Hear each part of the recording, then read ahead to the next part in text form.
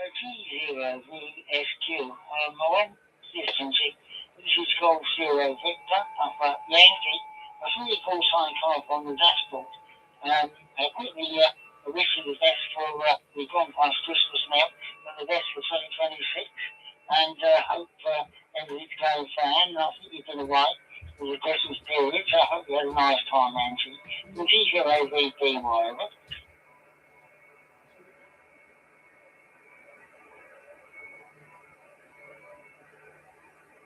VPY from G0VSQ. Thank you so much, Eric. I was looking around the frequencies for you the other night, but you were in a conversation with other people. Happy New Year to you too, and whatever it brings, we'll cope with, won't we? I'll have a chat with you on another frequency, but probably not tonight. I'll try and find you another night and we'll sit and have a chat for a while. But thanks for calling me. I don't like to hold up this, when it's like on 91. But yeah, have a good one and sleep well tonight. G0VPY from G0VSQ. G0VSQ, VPY return. Then forgot my own call sign, Andrew. How bad is that? It shows how old you're getting. But yeah, I guess when your call sign flash up on the dashboard, I was sort of listening, monitoring you or keep whatever you want to call it. It won't hold it on here, of course, because it's a very busy room. But hope you had a nice Christmas, and I look forward to catching up with you on possibly another system or room, Angie, and having a little bit of a longer QSO. But all the best to you, and certainly nice to hear you again. It's very cool. G0, yes, G0, VPY, wishing you and all the best wishes for 2026. Can't where the time goes, Angie. When you get as old as me, it goes too quick. I try and not think about the future, and tend to spend a lot of time talking about the past, outside. Something, Andrew, thank you again. I'm sure we'll hook up again where we can have a longer QSO on a different system. Please, and thank you again from G0VPY, right?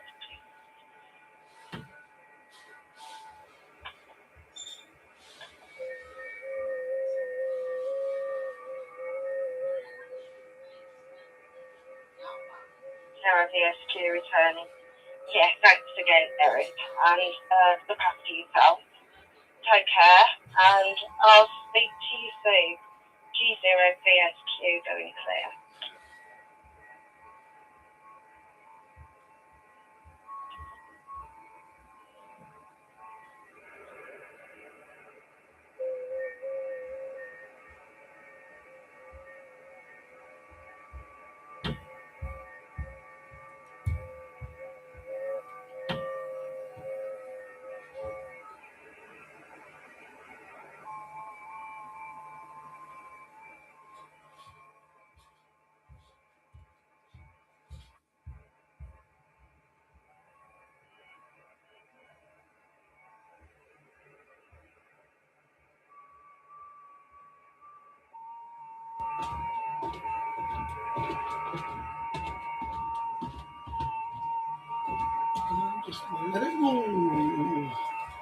I'm just gonna let it roll. What's that pop-up I got there?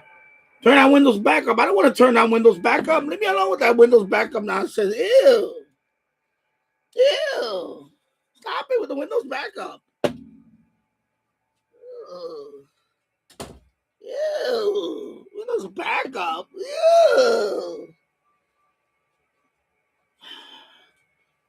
I'm gonna eat, so I know it looks scruffy, but hey, I've been busy. I took down all my decorations today. All of it is gone. So holidays is over for me officially. Remind me, let me see, 30 days? No, thank you. There you go. Hello, Trickle B Radio. I'm waiting for your server to go online. What's going on? I saw one time there was like 3 of them. I've been trying. Right now, I put my admin line because I'm transmitting. So when I'm done transmitting, then I open up my server. Right now, it's an admin log because every time I transmit, it interrupts the FM too. I hit. So I'm almost done here. Another hour, maybe.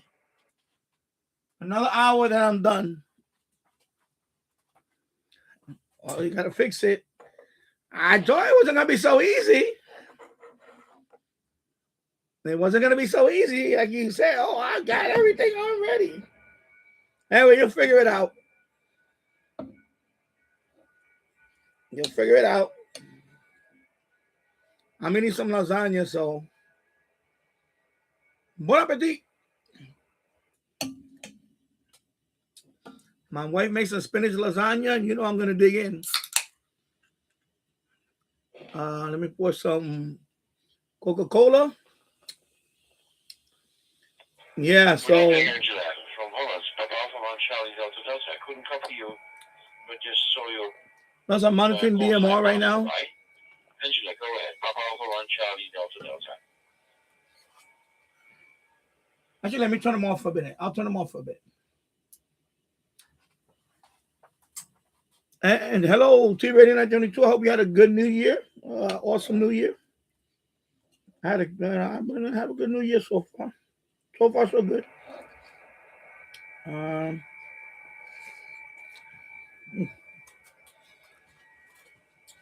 need some paper towels. Napkins. All right here.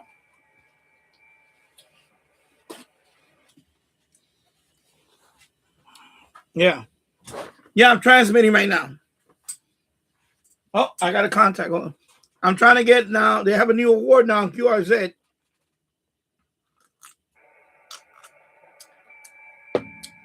It's called the USA 250. I guess the 250th anniversary of this country. So I need to. it's gonna take a few weeks. 250 counties I have to make to get the award. So right now I'm at 15. I got a long way to go. Long way to go. So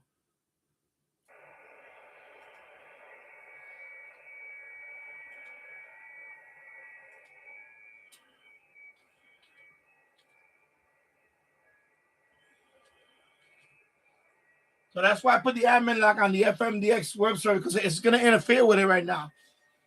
Another 30 minutes or so, I'll be done transmitting. I think it's for a while. Well, it's not a contest. It's not a contest. It's just an award that QRZ gives out. It's a new award. So it's not really a contest. So, in this case, I think this year. Yeah, because it started on New Year's Day. So I think it's for the year, for 2026. Because this is the America 250th anniversary. By then I'll get it. By then I'll get it.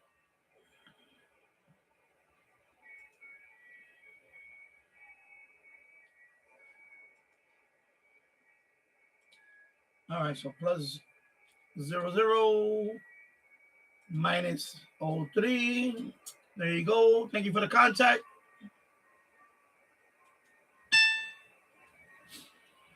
All right.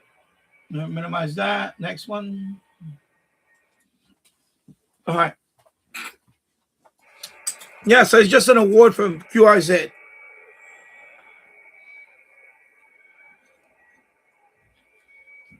So I think that one we have a year to get the award.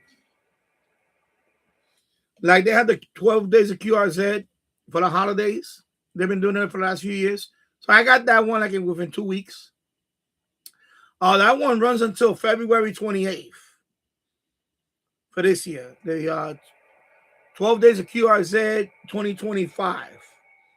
So that one, you don't have to get 12 consecutive days, but you have to make a contact at least 12 days within that time frame. So I already got that award. So that one runs until February 28th.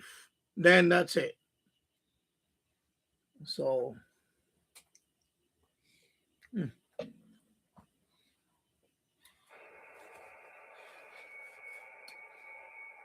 And then for Master of the Americas, I only need one more country.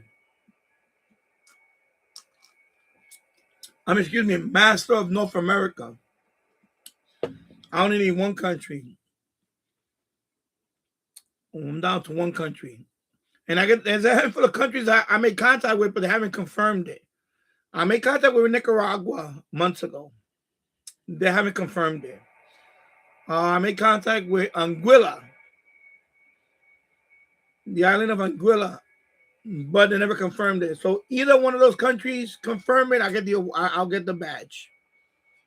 And then South America, Master South America, I need 4. I need 4 countries left. Those are the ones that I think I can get this year. After that, the other ones are more difficult. Like Africa is going to be the hardest because, especially on 10 meters, yeah, that's hard. For that, I will have to get the general.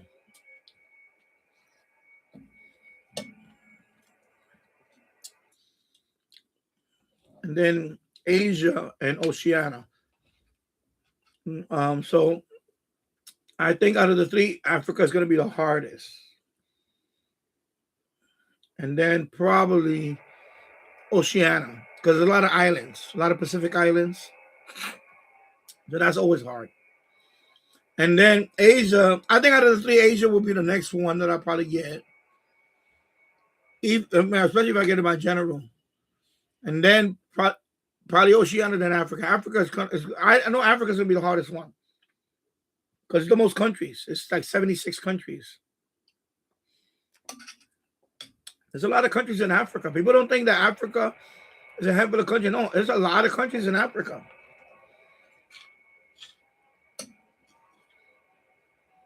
I mean, QRZ is 76, but I think it's more than that. But it's up there. It's up there. I know it's up there. In Europe, I got that one already. And that's the only one I got so far to the continents was Europe.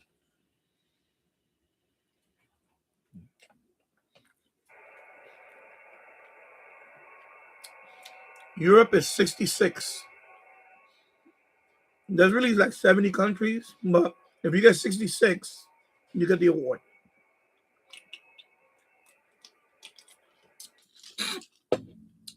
For Europe. So, if you ever get your license, in that order, I think Europe is the easiest one. Because Europe, there's a lot of operators. Every country in Europe, there's a lot of operators. Then North America and South America, in that order, I think it will be. Then Asia. Then Oceania. But Oceania, a lot of it's going to be the expedition. See, like this one, Cambodia, you see? To January. So Cambodia that's the call sign for Cambodia. So if I want to get Cambodia, I got to pay attention to that one. So, but some of them are like in some countries, they don't have that many operators. But how you get those contacts is probably the expedition. Like somebody travels there and set up shop there, and then they get a temporary call sign, whatever. And then that's how you get that country. It's not a native that lives there. It could be like, So a country like that is probably going to be the expedition more than anything.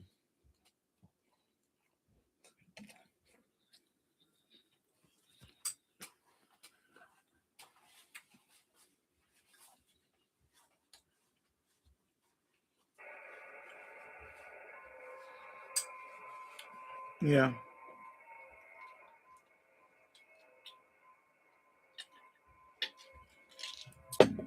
So I took down all my decorations, all my lights. That's it. But my neighbor still has his lights on. My next door neighbor still got lights on. Probably another week before everybody really takes down all their stuff around here.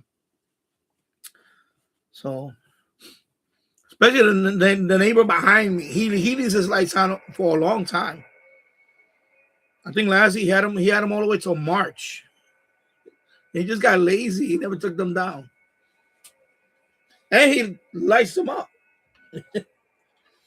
I don't know what the hell he's celebrating all the way till March or February.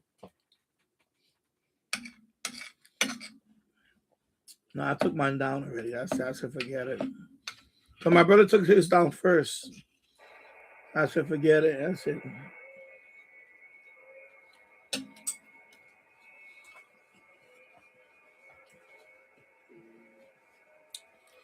That's the only sad thing about the holidays is when you take down the decorations. I always find it to be a little sad when you got to take down all the decorations. I took down the tree.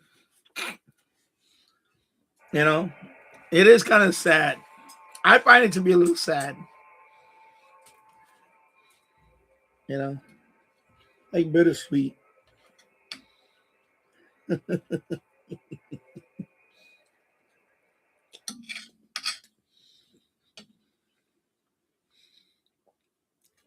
put the soda over here.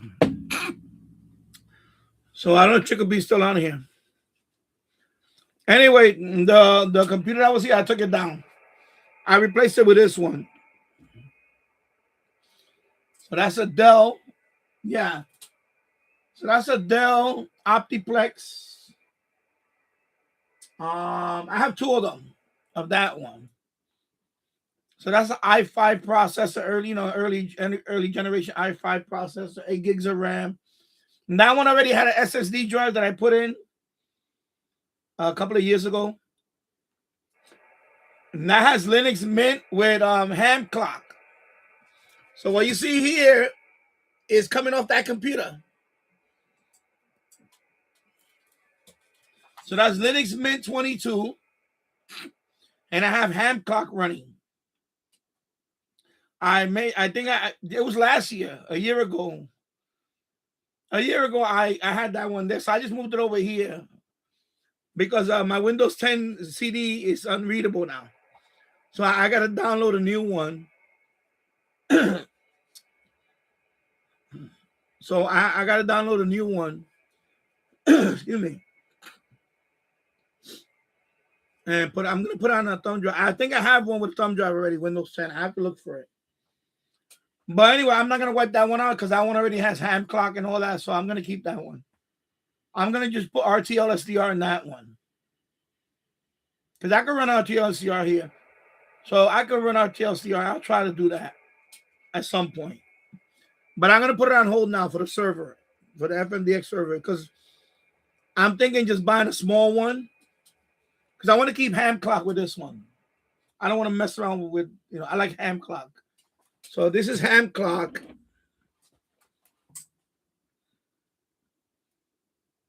So that's running on that server right now. This is so for me to show it here, I have to type in the address of that one. So that's ham clock. That's running off of that server.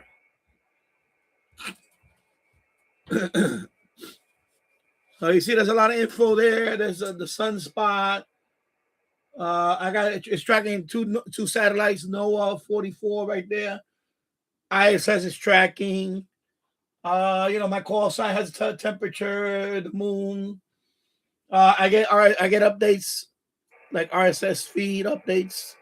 For example, this guy's like if I want to make contact with certain, so. And I updated that one. I just updated that one to the latest. So, and that computer has an SSD drive, a 256 gig. So I didn't have to put anything in there. That one is already hooked up. So the other one that has the 128, I'm gonna take that 128 out, and I'm gonna just hold on to it, and then I'm gonna buy a small PC. I'm gonna get a real small PC, and then I'll probably use that one, small PC with Windows 11, and then I'll make that one the server. This one I can put the RTLCR. I don't have. I know I can run that there. I don't have a problem with that. But I don't know if I want to run that as a server because I have this running, and this is a memory hog. This is a memory hog. Plus, I got to put at this resolution. So this is 3200 by 1920, I believe. On 3200 by 1920. My God. Sorry. That's the highest resolution I can run it. So I know it's hogging up the memory on that server. It's hogging up that memory. So I can't, there's no way I can run the web server and that's it. It'll be too much. So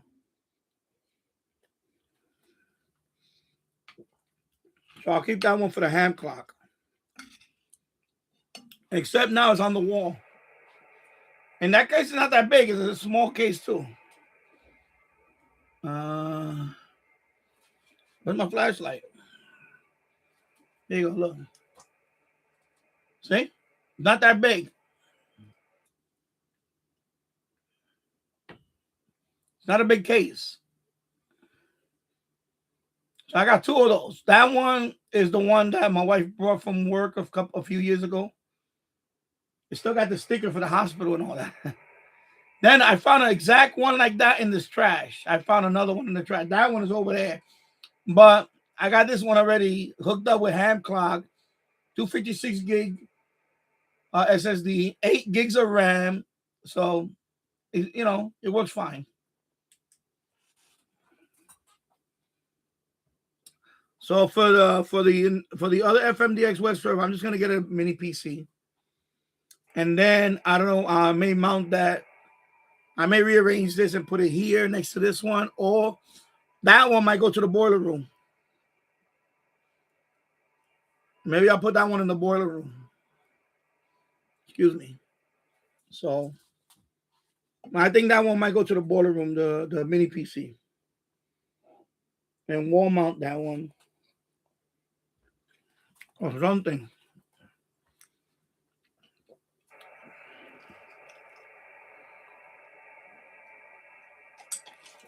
I'll say, look, the announcement, look. That's what I'm going for, the 250 award. But it's dying down now. It's already it's dark here. It's already going to be 7 o'clock. So it's dwindling down now. See, not that many. Because I'm already in the dark zone. So I say another 15 minutes and that's it. I'll be done with for tonight on 10 meters. I'm just trying to squeeze in another contact or two. Trying to rack up those contacts.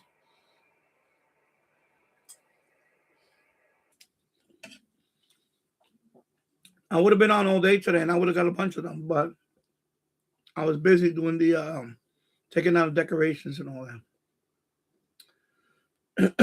So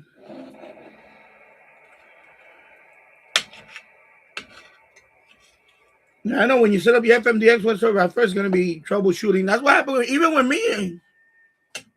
That's why when you said Linux, I'm like, are you sure you want to do that to yourself? Because even with me on Windows 11, I was, trying to figure out what the hell's going on. But I finally figured it out. And then finally, the port forwarding. That's the only thing you got to remember, the port forwarding. You got to open up port 8080. Then go to your router. Open up port 8080 and then port forward to your PC, to your local, whatever the local address of that box is. Like my box, I think is 192.168.1.77. So this one is 77. On my local network, this is 77.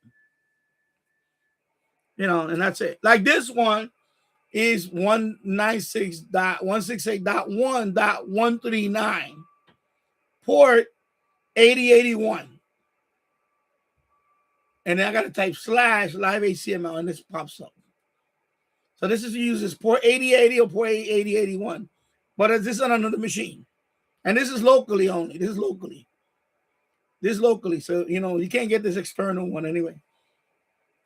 But for that one, you have to do the router. You have to open it up and all that. A lot of people don't do that, and they think, well, can I get on it? Because you got to do the port forwarding.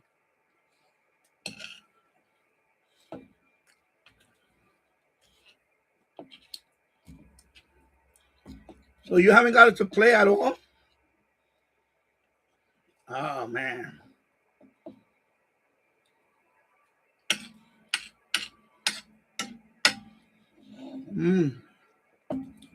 Now I'll tell you what you should do first.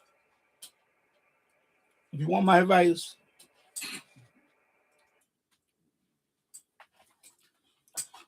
you have RTL SDR. So okay, let me load this thing down. It's distracting me now a little bit. Have you set up the RTL SDR just to play on your computer first? You should do that first. Forget about the server. Have you set up RTL SDR on your computer just to play it with opening GQRX? Have you even listened to it first locally? Once you set that up, then you're gonna know the device. What port is on, or not what port. What in your case, over here we call it in Windows is device manager. Yeah, COM port. Over here is the COM port.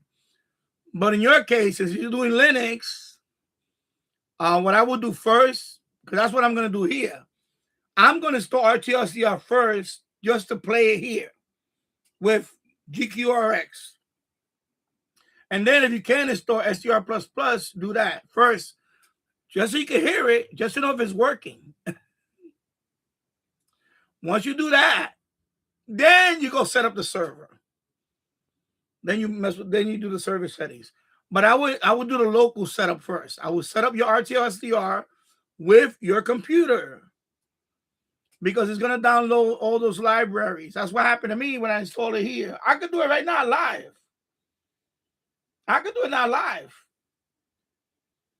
What I do is I'm gonna plug it in.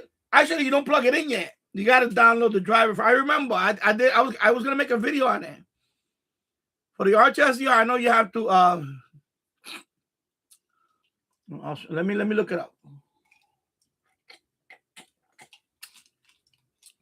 because that's what you should do first. You should install your SDR to your computer first. Forget about the server. I'm talking about locally as a device, just as a device. Because in Windows, I don't know, but you got version 4. You don't need the Zadig. I know the older one, you had to get Zadig. And you got to install Zadig first. Otherwise, it's not going to work. That's in Windows. But since you got the version 4, I don't think it needs Zadig no more. In fact, if I install in Windows, if I install the SDR Sharp by if I install SDR Sharp, I forgot my train of thought now.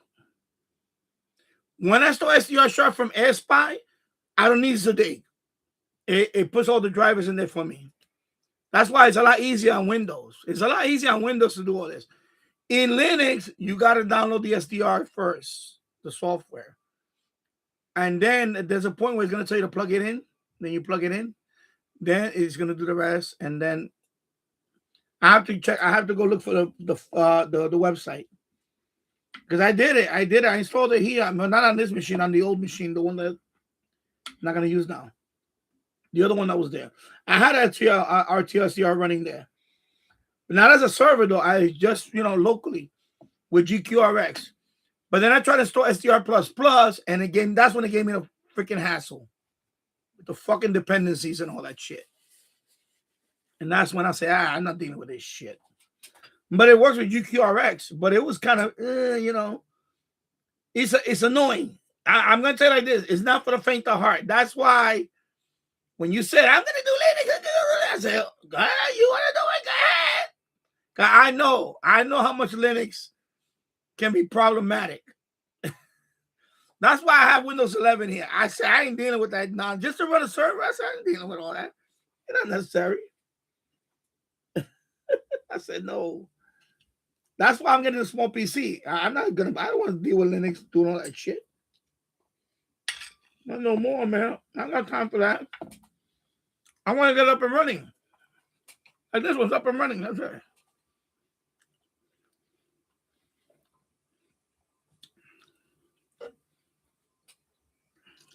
You know? So I'm not having, let me see, Chickapee said, I'm not having a problem with that error. Is that I can open up dev/tty/s0 or something like that. Yep. But my advice is before you even do the server stuff, you have to install it locally and run it. Make sure it runs. Make sure once you have it locally, then the server issue should be. Once you have it locally running, then you shouldn't have a problem with the server. Because all you gotta do to tell the server on the admin is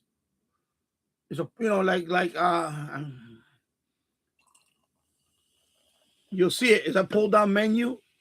And it'll say what port in your case is gonna be, and that's it. Yeah, it's really not much going on. Yeah, I'm gonna wrap it up in a couple of minutes with the transmitting. Good evening, WV Ham KF8EYE. Okay, cool. Good evening, my friend.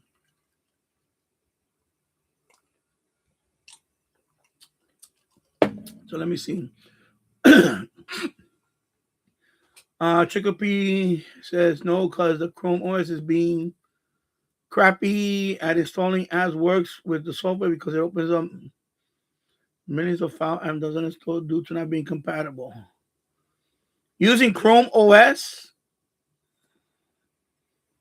I'm fine. I'm gonna say WV Ham. I'm fine. I'm doing well. Just wrapping up for today. I was trying to make some contacts for because now there's a new award on QRZ for America's 250. So you need 250 counties to get the badge for the USA 250. So USA, you get it. 250 year anniversary of the United States. So they made a new award, QRZ. So that's what I've been doing. I'm trying to get a few. Let me see where I'm at now. Oh, Faroe Island. Wait a minute. Faroe Island. No, I don't really care about Faroe Island. I already got Europe. Who cares? I don't know. Well, you know what? I'll try to go Faroe Island. Why not? Let me see. Try to get Faroe Island, but kind of the fact that Faroe Island, right? So that's already it's coming in. Now I'll try for a couple of minutes. Yeah, so Chickapee, if you're running Chrome OS, then yeah, you need something like Ubuntu or even Linux Mint. Or you said Debian, but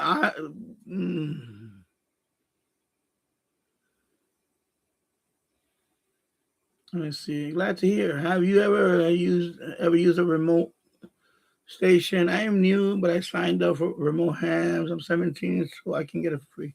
No, I've never used a remote station or anything like that.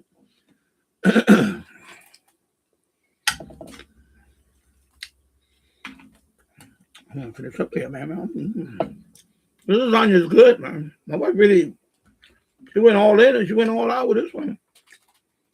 Okay, I hit the top part when it's crunchy. Sorry, I'm hungry. I haven't eaten anything all day. Just like that, he's gone. Okay, never mind.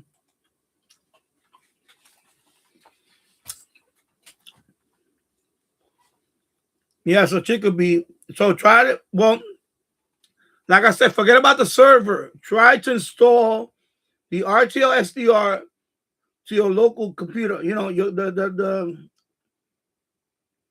know. So you're gonna have to go into terminal. Let me look it up right now. I'll tell you what it is. I saw. Let me look it up on you can use Gemini and install RTL-SDR version 4 v4 Linux. I'm just gonna put Linux install first because I don't know. You said Linux install. No, Linux, and then you'll get the let me see the quick start guide.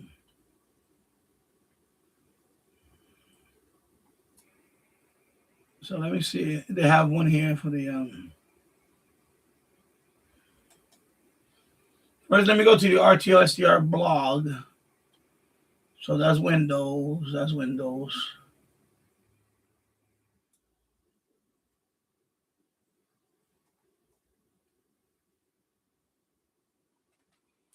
So you go to the RTL SDR blog. Let me look it up right here. It's not because you have to install it on the local machine first. It needs to run on your local machine first before you set that up as a server. You cannot bypass that. There's no way of bypassing it. Any device, even this radio, you got to install it locally first, and locally first on the computer you're going to serve. It has to run locally before you can even serve it. But you don't know that, you went behind the ears. You don't know nothing about servers. You just assume that you think, I'm telling you.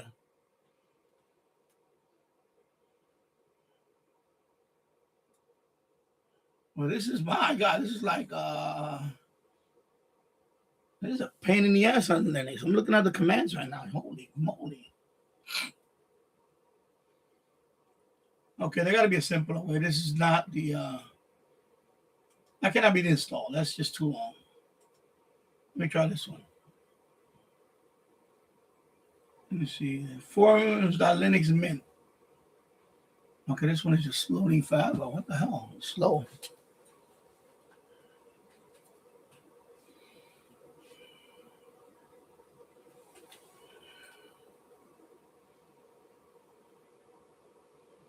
Okay, I'm just gonna stop that. I think that site is down.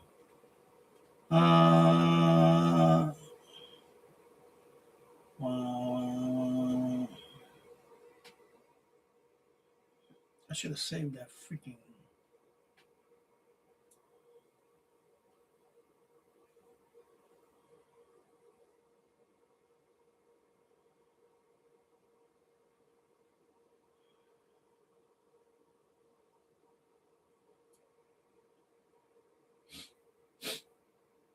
Yeah, this is not very helpful right now.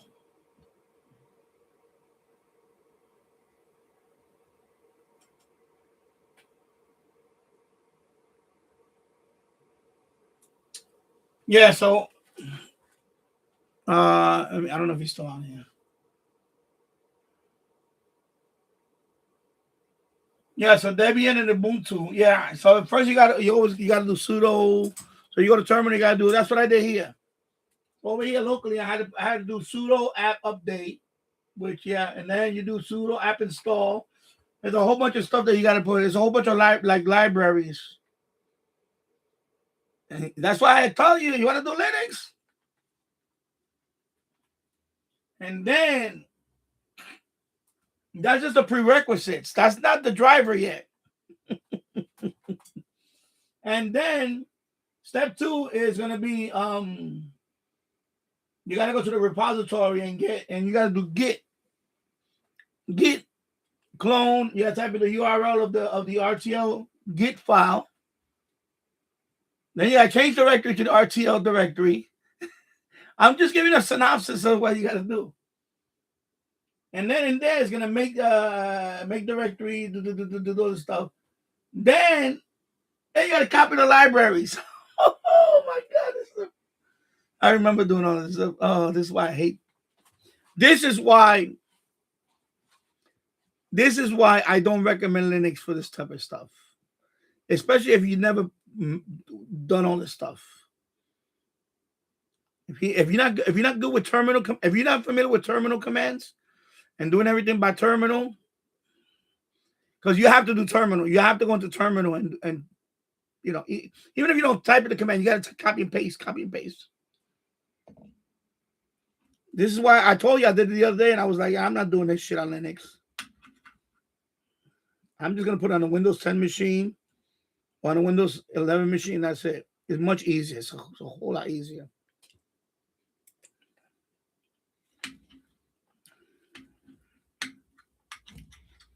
I'm telling you, much easier.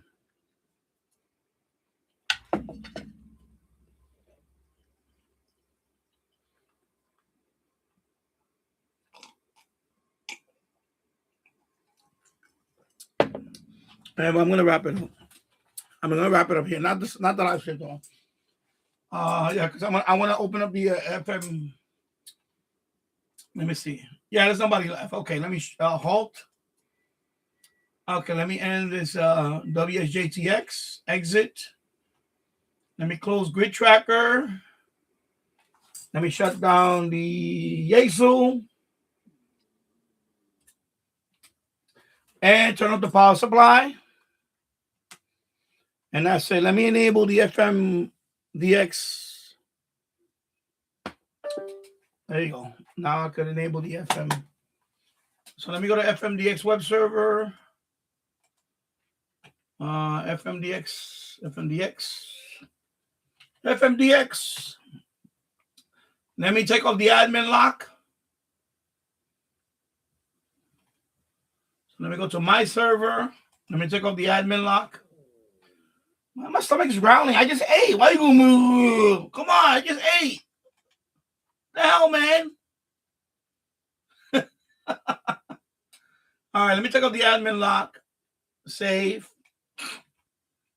Let me open up the chat in the server. Save.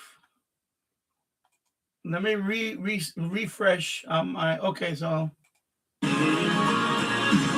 Okay, there you go. Okay.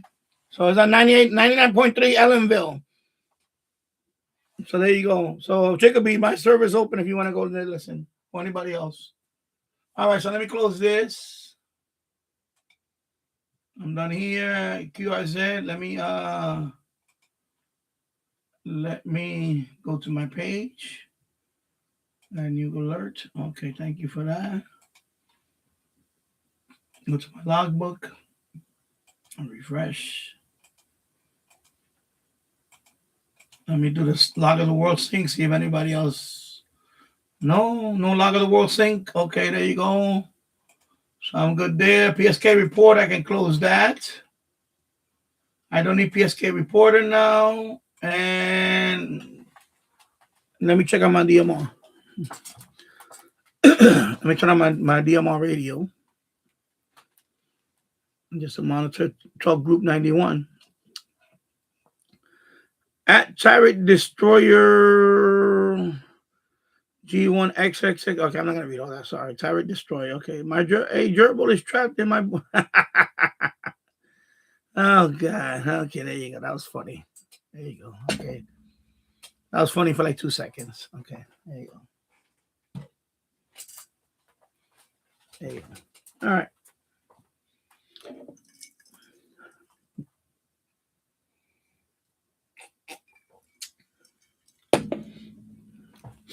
Sure. He keep feeding it, and oh God, I don't know. I'm not a. I mean, I think you have a big problem if a gerbil goes up your boyfriend's rectum. So there you go. You know, I'm not taking that seriously, right? So, but anyway, there you go. What are you gonna do? Yeah, and that was cute for like 2 seconds. There you go. Now you go. All right. Let me close this. Let me close this. Oh my God, I gotta. Let me see my AirSpy. Not the Jesus, wrong one. The other one. No, the other one, bro. This one. Okay, there you go. Okay, the AirSpy. Okay, the AirSpy is up. AirSpy is up. Let me put it over here to the side. The only thing I don't like is that in Windows 11, I have the AirSpy server running. I'm sharing the AirSpy, and then of course it's the FMDX web server. Problem is that this one tends to crash quite a bit when this one is open. This one cannot coexist with another device open, another USB device. I looked it up. I was looking up what was the problem with it, and apparently the problem is that I have another USB device open up, which is this one, the radio, the TF5686 radio. So that's why when you run an AirSpy server, it's best not to have another USB device open, because it seems to have a problem with that. Right now it's working fine, but at some point this is going to crash. So that's the problem. That I looked it up. I try to find a solution on it, and it says basically it's not much you can do. So I said whatever. Basically, they recommend that you don't run this one if you want to keep this one running, which I'm not going to do. I'm just running this one, but I really wanted to run the FMDX web server. So, all right. Now let me listen in on here. November. My name is Juan, from transmit from Northwest Spain. Right to you. All right. Well, hello, Juan. My name is Curtis. I'm in Washington State on the western coast of the United States, and just looking for more information on what's going on with Venezuela.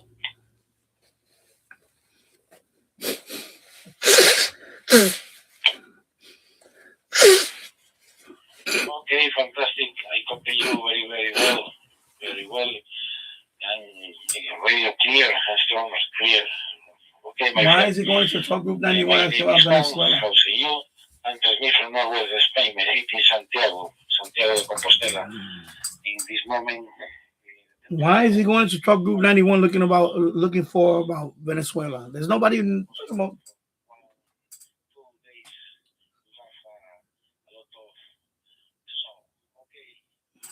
I don't know why. I think he doesn't. Anyway. Last place I want to go look for information is Talk Group 91. Hello. Oh, Jesus Christ. Just being dramatic, I guess. Everybody being dramatic now.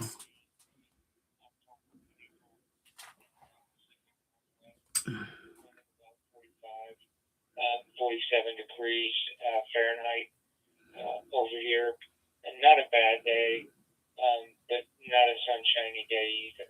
Okay, anyway. Let me turn on. Boring. All right.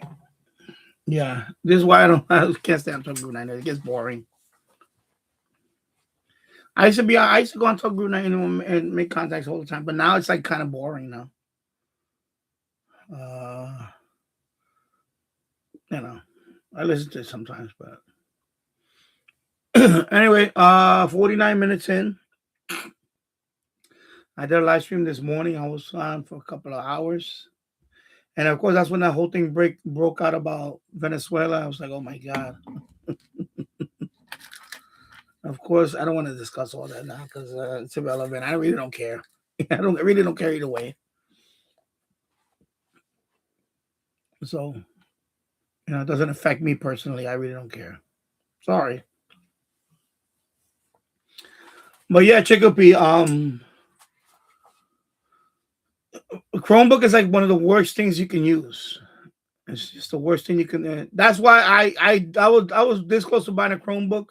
And then I read up on it, and basically that's the because Chromebook is just Chrome OS. Chrome OS is basically a derivative of Android. It is Linux, but it's kind of an Android Linux, and it's very lightweight. In other words, it's not meant for standalone applications. It's just web-based applications. So something like a Chromebook is good. Like if you want to watch YouTube, if you want to watch like YouTube, if you want to do web-based apps, then Chromebook is okay for that.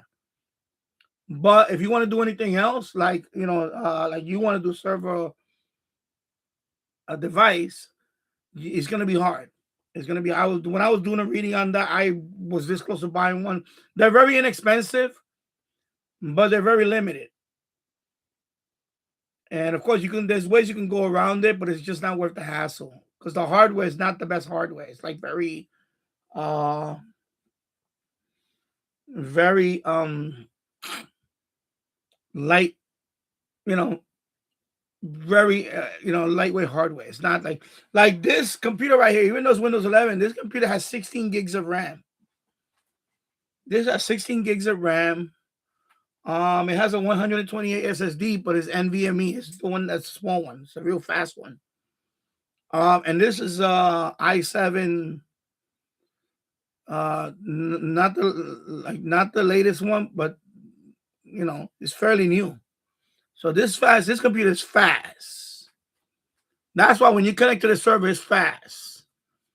And the Wi-Fi card in it, that's a fact. I think it's a Wi-Fi. I forgot which one, but it's very fast. I've done speed tests on this one, Wi-Fi, and it's very fast with the gigabit. And I have gigabit, by the way. That's another thing. I have gigabit up and down. So this server is fast. That's why I put the highest bit rate on it and everything. I can get away with it with this one. I put all the plugins and everything.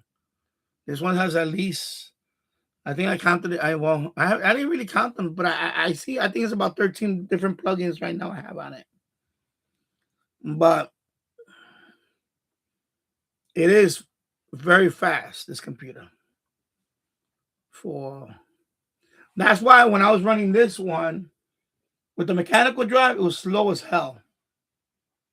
Slow. That's why I said there's no way I could run a server on that. It's just too slow. So when you run a server, any type of server, whether it's a web server, and when I mean by web server, I'm talking about web pages like blogs and all that. You want it to be fast. You don't want no delay. If I try to connect to a server and I gotta wait more than 1 second, that I'm gone. When I believe me, I was a webmaster. I ran many websites for years. I've been doing this since the early 90s. And I know about web servers and all that. I could tell you. I used to rent web servers, hosted many sites. I'm talking about sites we get a million hits a month, that type of thing. I was high traffic sites. And the one thing people don't want to go once they put the URL in there and it starts loading and loading, that's it. You lost them. You got to be fast. So you have to have a lot of RAM. It has to be handled more than one user. When we talk about web servers, we're talking about hundreds of users at a time, if not thousands. Sometimes it may peak. Sometimes, like in my case, toward the end of the my web serving days, I was using Cloudflare. It's called Cloudflare. They handle some of the what they call caching. Caching. When I mean by cache, I'm not talking about CASH. I'm talking about cache. CACHE. Cache, like cache. And that means that, for example, like when you're setting up a web server, there's images, there's now there's a video now. It's like if you go to Yahoo now, it's not only images, there's also video. There's video in there and all that. That stuff has to load fast. And you have even your computer has to be fast to load it. Otherwise, it's not going to work. You're going to be there, load. It's going to load, and you're going to say, I don't want to connect to the site. So when you set up a server, you have to make sure your computer's fast. Whatever computer setting up is serving those files has to be a fast computer. So the fact that you got a Chromebook, that tells me that, I don't know. I don't think it's going to happen for you, kiddo.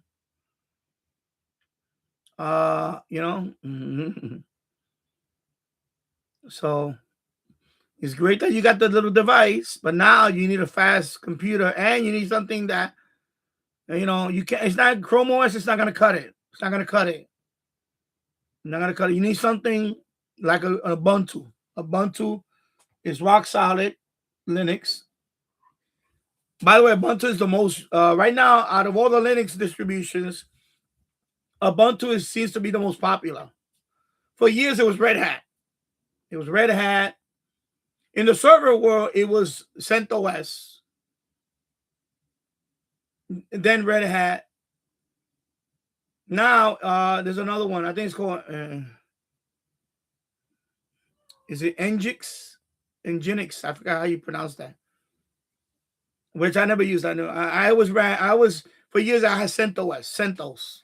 People call it CentOS, like Mentos, but it's CentOS. And that's a derivative from Red Hat. That's the one that I ran for years. I ran CentOS. I ran it with, different web managers like Webmin. What's the other one? Was the one that I used to have to pay a fee for that. I forgot what's the name of it. Jesus, it'll come to me in a minute. cPanel. That's the one that I ran the most. cPanel. cPanel is that one you need licensing. So that one I had to pay a fee every month. Like if I had in my case, I used to rent servers with unlimited domains. And I at one point I had like 100 websites. 100 websites, 50 different domain names. And I had cPanel, but they gave me a good deal on the licensing. It was included with the monthly fee of the server. But yeah, and that's a whole, you're not gonna learn that in one day. And that's what I'm telling you, kiddo. When you say about I gotta do Linux, I say, well, I hope you work. I hope you've done a lot of Linux in your lifetime. Because Linux is not for everybody. It's not for everybody. I see all these YouTubers say, I'm going to drop Windows and go to Linux. Good luck. Can you do a lot of stuff on Linux? Yes, you can. You can do a lot on Linux. But again, it's not for everybody. It's not for everybody. Linux is an exercise in patience. I ran web service for many years. Many times I had to stay up all night configuring. Something went wrong with the web server. I had to do a security update on there, and it broke the web server. I had to, oh my God. That's why I don't miss those days. I lost many hours of sleep because of Linux. With web servers and all that. Setting up a script to do something like, when I first got into web serving, in the beginning, it was Perl. It was a language called Perl. So it's Perl scripts. Then you have CGI, Common Gateway Interface. You have CGI. Just those two. Oh my God! Just to get that going. And by the way, they don't run automatically. You have to do a cron tab. So I mean, you have to tell Linux. You have to create a file that tells the other file to run at a particular time. Like, run this file every 15 minutes. Or run this file every 5 minutes. So you got to do a cron tab. Or a cron job. Yeah, you have to do all these things.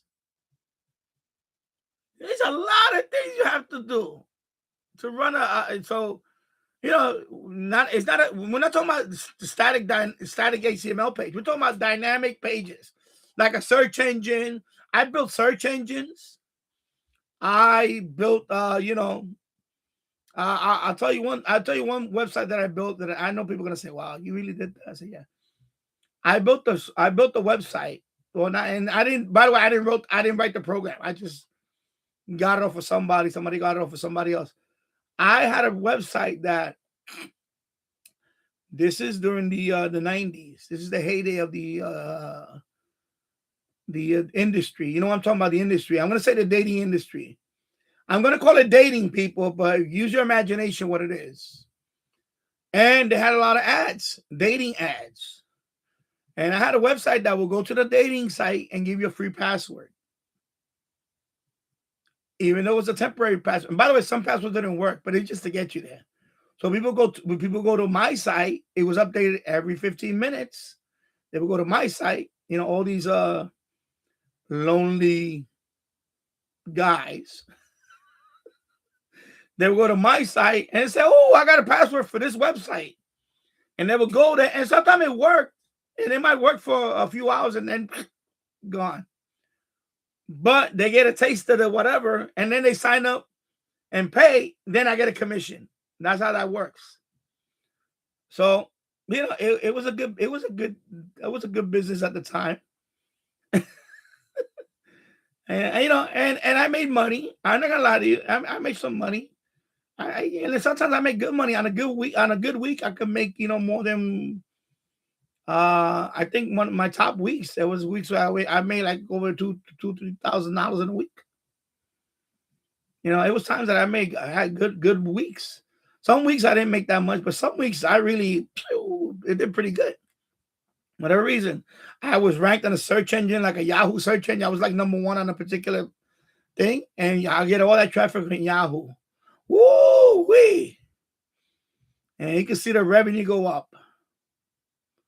So, you know, but a lot of configuring was a headache. I'm not gonna lie to you. I spent many nights trying to set that stuff up. Many nights. Many nights. Terminal. Gotta download this. Oh my God! Oh, permission. Chmod, 666. This file, this folder. Chmod 755. Oh my God! That's why I don't miss web serving no more. In terms like that, like as a living, I don't miss that no more. Now, of course, it's muscle memory for me. You know. Now, if you know, like the last websites I had, they were all WordPress. So WordPress, you just gotta download the files, install it, and you know, it does it on its own.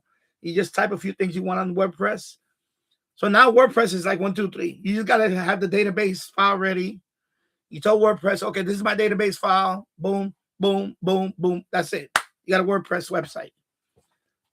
So WordPress is now everything is like, you know, now everything is much simpler now. But that wasn't the case back then. There was no WordPress back then. There was no, you know, what was another one that's very popular? Not WordPress, but there's another one that's very popular. Anyway, you know, all those CMS, content management systems, they all, now you have a whole bunch of them now. Have a whole bunch of them. But WordPress is number 1. They're the biggest one. And you can download it. It's free. And you put it on your website. And you just you download it, you put on the folder. You got to open up the admin. You point it to the admin. Then right there, you got the walk. You know, next. You know, that type of thing. And then you got to create the database file, MySQL database file. And then you tell, what's the database? Oh, this is my database right here. Okay, that's it. 1, 2, 3 does it. So I'm telling you, kiddo, Linux is not for everybody. Your expectation was this high. That's why I kept saying, are you sure you want to do Linux? You sure? All this gray hair didn't happen overnight.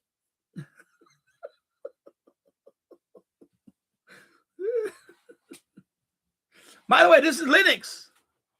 Hand clock, that's Linux. So that computer over there is Linux Mint 22. By the way, a lot of people use Ubuntu. I did it with Linux Mint 22. I follow the same steps of Ubuntu. But I guess I'm the first one that mentioned it that I ran at Linux Mint. So the same thing here. You got to do the same. Everything's command line for this. To install this, it's command line. So, and then I had to tell Linux Mint that when you start up Linux Mint, automatically start this program up for me. That's the only thing you do that's not terminal.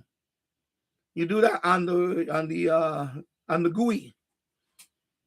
You know, it's application. What is it? Start applications. Then there's a dialog box. You open them. Then you put in the command for that.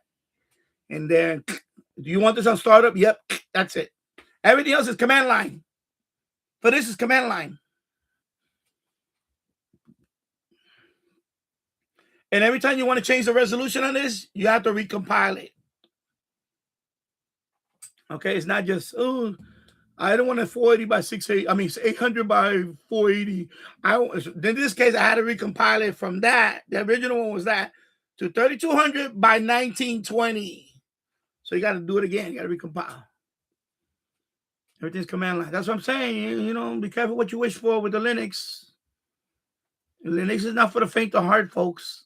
It's not. It's not for the faint of heart. It's an exercise in patience when it comes to Linux. Just saying it here, you know. I know the kids' expectation was this high, but I told them, I said, are you sure you want to do Linux? It's not plug and play, and that's it. It doesn't work that way with Linux. You know? That's what I'm saying. Yeah. Especially if you're using Chrome OS. That's not going to work, Chickpea. It's not going to work. You can't use Chrome OS for web serving software. It's not going to work. It's not going to, even if you get it up and running, good luck on that, but you're not going to get it up and running. And if you do, it's going to run very slow and no, it's not going to work. Sorry to burst your bubble. Hello, Andy Cowley. Hello, brother. Hope you had a happy new year. Hello, Tasso. I hope you're doing well, my friend, and happy new year. Yes, Red Hat was great. It was great. Red Hat was a great operating system. The first Linux operating system that I ever used was Slackware. I still have the book there. It's a thick book. It came with a CD-ROM. Slackware Linux. It's called Slackware. It's a derivative of Red Hat. Slackware. And then, of course, I got a book on Red Hat. And then that's the one that I got familiar with, the Slackware basic command. And then from there, I went to not Red Hat. What's the other one that I first used a lot on the web server? It was not Red Hat. It was not Debian. I think it was probably the early version of CentOS, which was, by the way, CentOS is Red Hat. It's just that Red Hat became like, they have Red Hat Enterprise, which is, you have to pay for that. Then CentOS was like a free version of Red Hat. It's basically the same thing as Red Hat almost. It's just a derivative and they made it free. So that's the one I wound up using for most of the time. That was CentOS. And they finally discontinued it. A few years ago, they finally ended. I think it was about 5 or 6 years ago, they ended CentOS. I think the last one was, I forgot what was it, number. I forgot the number. It might have been 8 or something. Anyway, that was the last one. It was sad to see, though. CentOS was a very good operating system for web serving. You know, it worked. It just worked. It was very rock solid. Of course, I had, you know, it comes with Apache web server. You know, Apache is the web server that people use the most. If you do a poll on the internet, in terms of web servers, which is the number one web server in the world? Is Apache. Apache. By a lot. It's like, you know, it's like number one by a lot. Then now you have a whole bunch of ones. Now you have, you know, lightweight ones, light HTTPD. Then you have a whole bunch of other ones. Windows have their own web server, but it's not. You can't compare it to Apache. No way. No way. Of course, now, when I say now, I'm talking about in the last 20 years or 10, 15 years. You know, in Linux, it's called LAMP. In Linux, it's called LAMP. Like, you know, that means, I forgot the acronym for that. Somebody can tell me the acronym. LAMP is like, you know, Apache, blah, MySQL. Anyway, of course, Windows has something called XAMPP. XAMPP, X something, XAMPP. So it's basically, you know, all the web service stuff inside Windows. So, you know, they have Apache for Windows. Of course, they have all that for Windows. But it's all the same thing. It's Apache, MySQL, Tomcat, and I'm going to say FileZilla. FileZilla as FTP. FileZilla. FTP server. FTP. SF. SFTP. That's secure FTP. And also the Telnet. SSH. SSH. Secure. Not Telnet. Secure Telnet is SS. They call it SSH. Because now everything is secure now. Even when you go to websites now, every website now is HTTPS. If you see a website that says HTTP and no S, it's not secure. Now, even even search engines won't list any more HTTP site like that. They prefer you have HTTPS only because it's more secure. Even Google right now, if you look at the address bar, it's HTTPS. Well, in my case, I'm inside the studio, https://studio.youtube.com video the streaming. But a lot of it now is HTTPS. In fact, if you go to a website that's not HTTPS, you'll get a warning. On your browser, you get a warning. It says, would you like to continue? This site might be malicious. And then you might say, I'll continue anyway, if you know the site. So that changed too. Now every major website, or actually every website, even mom and pop websites on a blog, is HTTPS. It's no more HTTP only. Because they frown upon HTTP now. Even a search engine won't list your site. You have to have HTTPS. Okay, so yeah. So yeah, a lot of things has changed. A lot of things have evolved over time. Yeah, I'm glad we have this discussion because I didn't want to say I told you so, kiddo, but I had a feeling this was gonna happen. You know, I would say that be careful what you wish for, because when you get it, boy, you're gonna get it. Let me see where I'm at now. So hello, Tasso. Hello, Chrissy. Danny's dating game. Yeah, well, it was dating on my part, but it was just some ads that, let's just say, a lot of gentlemen used to visit those sites. And excuse me. And they had ads, you know, there was affiliate programs, sponsors. So I had a few of them. And, you know, you get a commission. If somebody goes to that site and they sign up for a membership, you get a piece of the membership. And then they have recurring memberships. That means for as long as this person is on the site, every month he's on the site, you get a piece of that membership. Those are called recurring. Those are the best ones. There was a few memberships I got checks for a year because the guy was a member there for like 2 years. So every month I got a little piece of that membership too. I said, damn, the guy loved that site that much. He said he hooked on that site. So, you know, I had recurring checks. They weren't much. It was like a few bucks here and there. I'm like, oh, okay, I got a recurring check. And by the way, even after I was done with the web serving those sites, for a few years, I was getting recurring checks. Every once in a while, I would get a check in the mail. You know, oh, you got $100 from this sponsor. It accumulated in the last year or so, and here's your check. Those are the good days. Like I said, those are the good old days because I did learn a lot. I learned a lot about websites and web serving and all that. It was a lot. It was a lot. You know, it was awesome. The 90s were awesome. Then the early 2000s started getting boring. Then we have Web 2.0. That was Web 1.0, by the way. Then we have Web 2.0 by the early part of 2000. I'm gonna say about 2006.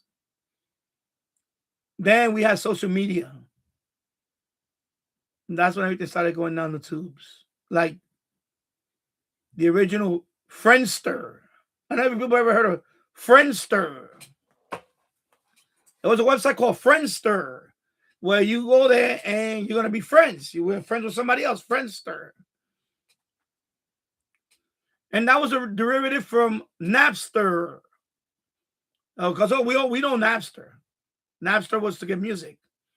So they started everything so then they came out with Friendster. So that was the first website that you want to connect to somebody and become friends and all that. Then of course was MySpace.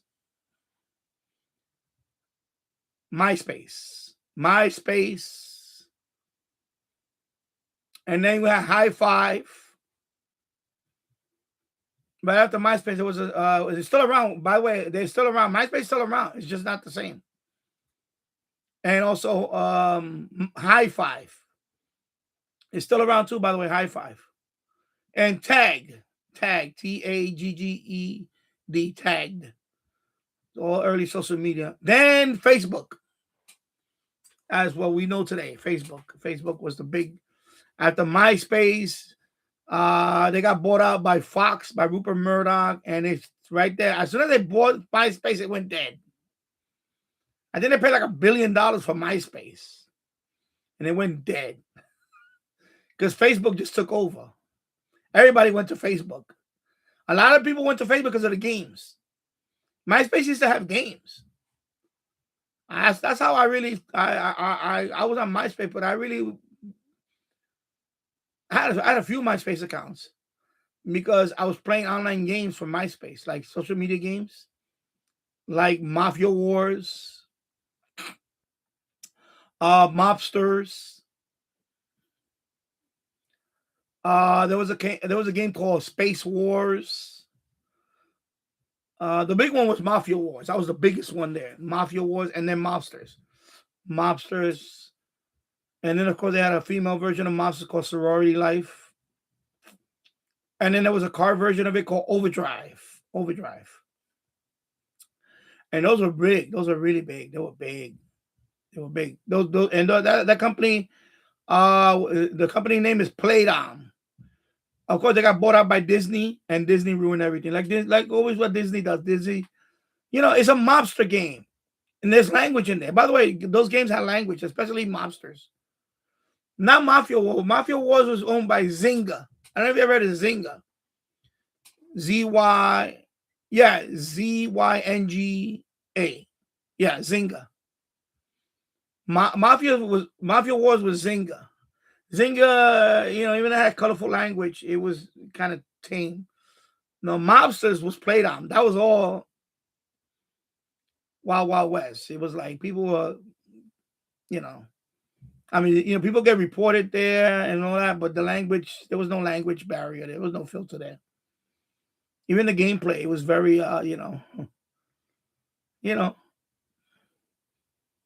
insucesso. It was just colorful language. Even the text, the game text. But then Disney bought them and they tried to clean up the game, and that's when the game went. They ruined the game. But a lot of people went over to Facebook. And then Facebook for a while was the same thing. It was really, at the peak of Facebook, it was really, those games were getting like a few million users a month easily. It was like in the millions, something like that. And then same thing.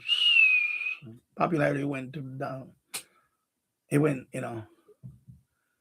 And then that's still Web 2.0. And then also remember MySpace, you could put a playlist and you could play MP3s and all that. You could play music and all that. And then in about 2000 and I'm gonna say 2007, 2008, video came about. YouTube. Actually, there was a couple of other ones that they try to be like YouTube, but they never could be. Like Vimeo. Vimeo never really took off. Daily Motion is another one that never really took off. They try to be like YouTube. Nah. YouTube is still the king of video. You know.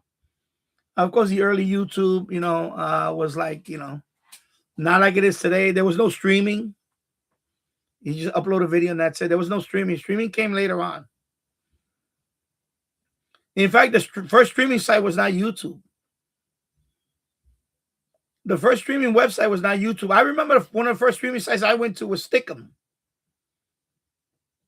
I think it was stick.am or stickem.com or something. I forgot. Anyway, it was Stick'em. That's the first website I went to that has streaming. That is a chat and people were streaming and I remember I used to go to these streams and there was guys smoking weed and all that. And then you could join. So I would open up my webcam and I would try to be in there and then they were like, okay, get lost. They would tell me to get lost. Because, of course I was like shy at the time. So, it's like what TikTok is today. You could join TikTok. But the problem is that I did that last night. I was on TikTok and then people were trying to join it. I let them join it. I said, go ahead, join it. And then my radio would be playing and they would leave after a while because they wanted to challenge me. And I was like, go ahead, challenge me. Go ahead. Everybody's going to vote for the radio. And they would leave. Like nobody stood around for the challenge. So yeah, man, this goes back to the Linux thing. I'm telling you, that's why Linux is no joke, bro. Not for everybody, bro. I try to tell you, man. I try to tell you, kiddo. I don't mean to laugh, bro, but I told you. Tasso could tell you that. I told you, and I told you so. It's not gonna happen like that. You're not gonna plug it in. That it will work. Yeah, it won't work like that. No, my Linux. Oh my god. Yeah, I wish it was plug. It's not plug and play, bro.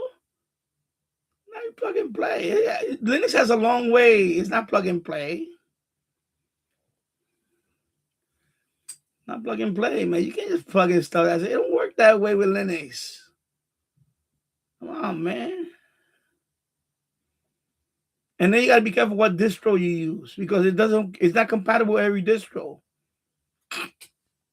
Did I not say that the other night when I set up RTLSTR on this Linux Mint? I was here, not this box, the other one. This is the other one I replaced Tasso. You wasn't here earlier, right? So I replaced it with this one now. This is a Dell.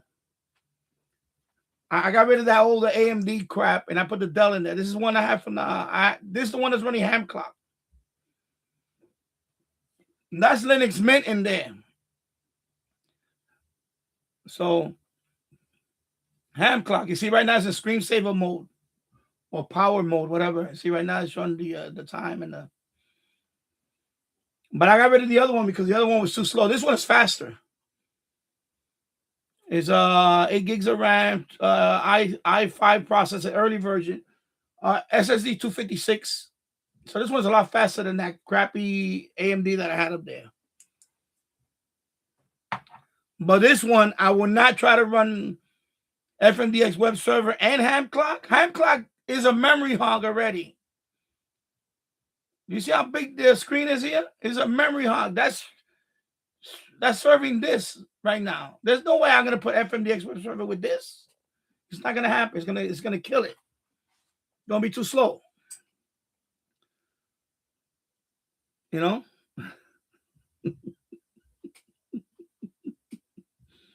That's what I'm saying, yo. Well, it's a select few that could be FMDX web server, man.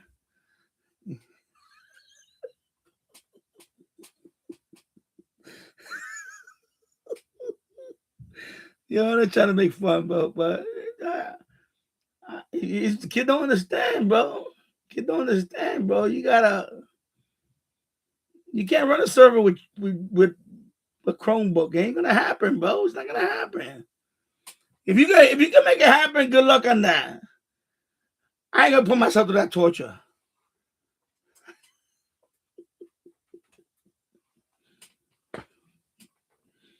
Yo, bro. Cause he don't realize how much of a headache it was for me. On Windows 11, it was a headache. Just to get it up and running was a headache. And I could say it. And I'm an experienced technician. With over 20 plus years of experience. 30 years Linux. 2 college degrees. That shit was breaking my head. Tassel. That shit was breaking my head on Windows.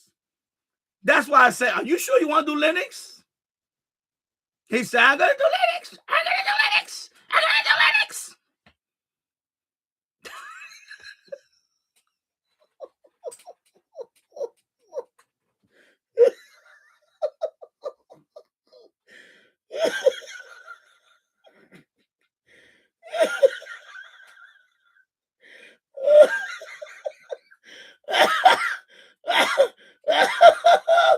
Oh my God. I need some water, man. Oh, I need some water, bro.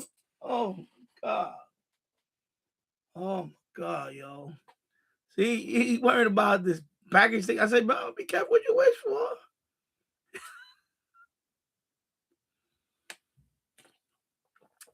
I know what it took for me. That's why when people put stupid little comments like, oh, you know, your server models, I said, bro, you don't know what it takes to set up a server.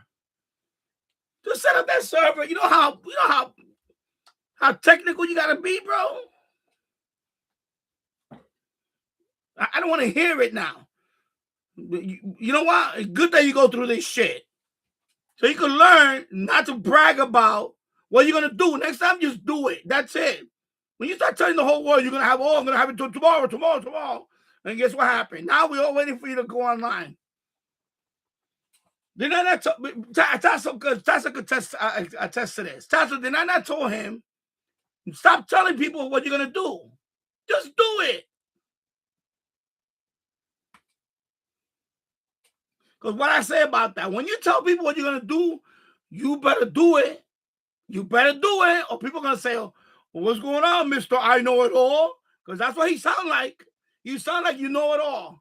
And I told him, I said, remember, because I scolded him about that shit many times before. I told him, you know, be smart. Don't be a smart ass. Remember what I said when I said that shit to the kid? I said, trying to sound smart is one thing. Being smart is another. Okay? And I told him, I said, just, you know, take your time, learn this stuff. I said, okay.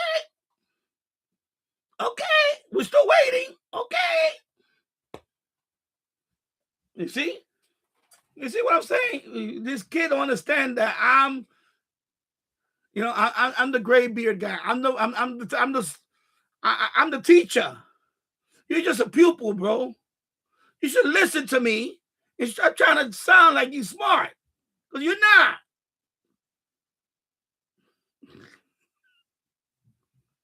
You're not. I understand you want to do those things, but remember when I say be careful what you wish for, because now you're overwhelmed right here. Oh my God, what I need to do now?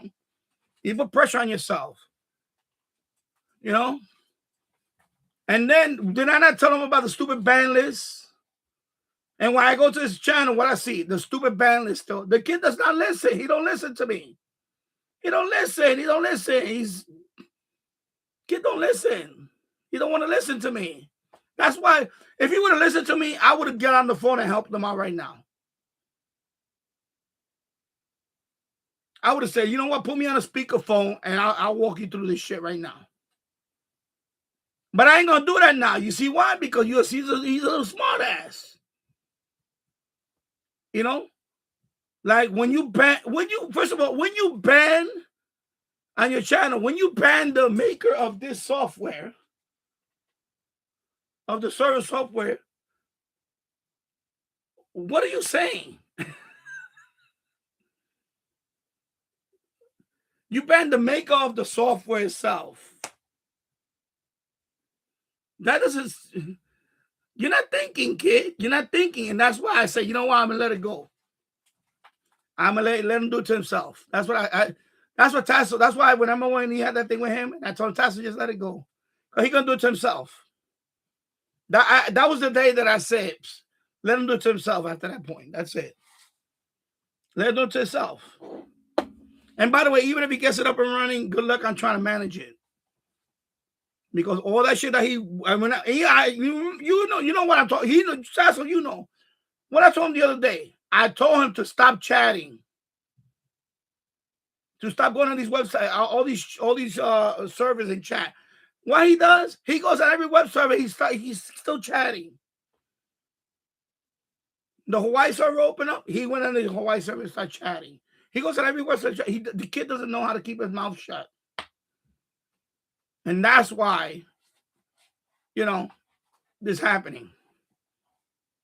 Because you can't do that. You don't piss people off that are willing to help you later on. Remember what happened. Don't bite the hand that feeds you. Don't bite the hand that feeds you. Right? You're going to piss off the maker of the server software itself? I mean, what are you thinking?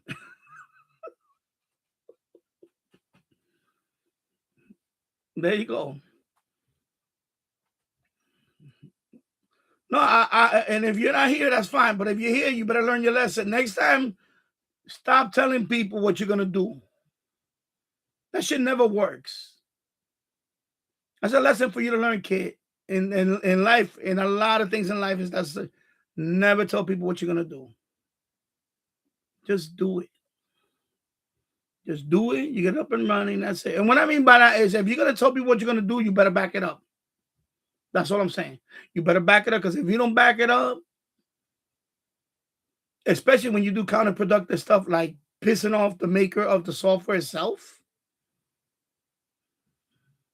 and pissing off your fellow web servers, anyway, any of them could have helped them out. I bet you Mike would have got on the phone and helped them out right now. But you pissed off Mike. You see what I'm saying? FN32, the EXA, he probably could have got on the phone and helped you out. I could have got on the phone and helped you out. But you know what you did? You pissed off the whole community. And when you piss off the whole community, don't expect help from us. That's what I'm saying. Including the maker of the software itself. Don't expect to go to the fmdx.org community and you're going to get help. You might get help. Go in there and ask for help. But from what I saw what you did a few months ago, I don't know who's going to help you. That's a lesson you're going to learn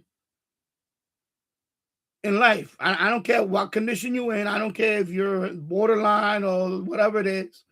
I don't care. You better learn that lesson. When you piss people off, don't expect the same people to help you out when you need help. That's all I'm saying. That's all I'm saying. That's a metaphor for life, by the way, kiddo. Learn that lesson. That's what I'm saying. I told him, I said, you sure you want to do Linux? Okay. Because I know how much of a headache it was in Windows. It was a headache in Windows. Linux is times 10. Okay, I'm just going to put it on that scale. Linux is times 10. Especially if you're using a device other than this radio. Because the software is really made for this radio first. Then the other ones. The AirSpy, the RTL. Because, by the way, even in Windows, I asked that guy. There was one guy, I asked him right away. I think it was the guy from Ohio, whatever. He had an RTSDR, and I asked him. He messaged me back. We exchanged emails. He told me, just to set up RTSDR with Windows. He did his with Windows, by the way. He said it was a pain. Once he wrote all that, I said, okay, yeah, I'm not interested then. Because I was gonna hook it up to this one and try to do art. He said, nah, because you gotta do GTX SDR plugin. There's a plugin called what is it? Is it GTK or something? There's a plugin that you got to put in the SDR Sharp, and I was like, I ain't doing all that shit. Get the fuck out of here. I got this shit running with this radio. That's all I need. I don't want to fuck all that. He told me, he said, Danny, he said, it was a headache. He told me, I was saying, all right, thank you, bro. I said, thank you very much. I ain't doing that. That's it. I got it running with this. That's all I get. My thing is, I just want to get up and running. I got it running with this. And that's it. When you're going to do anything other than that radio, then you have to start doing some. It's like an experimental thing. You got to try this. You got to try that. You got to try this. You got to try that. You got to try this. Get out of here. I ain't doing not for an RTSDR. But he told me, because see what I do is I reach out to them first. I ask them. Same thing with the somebody has the server set up with this radio. But it's not this radio. It's a modified version of this radio. So you have to open up this radio and put Arduino, how you pronounce it? Arduino board. Then you have to do some soldering. I said, nah, forget about that shit. I said, hell no.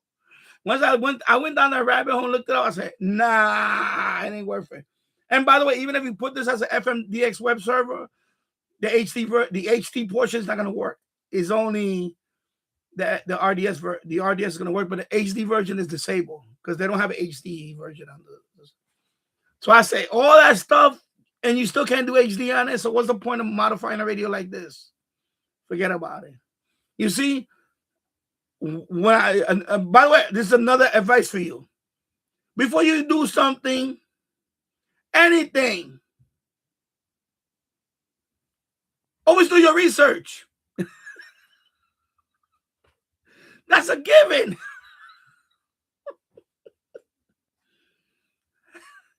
But you see, that's what happens when you deal with a smart ass.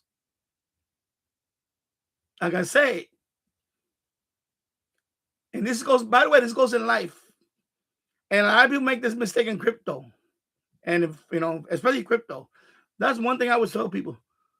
Do your own research. DYOR, right?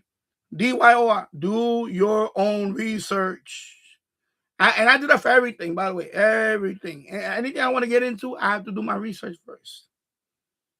You're just not going to get into something without knowing how much is it going to cost? How much time is it going to take you?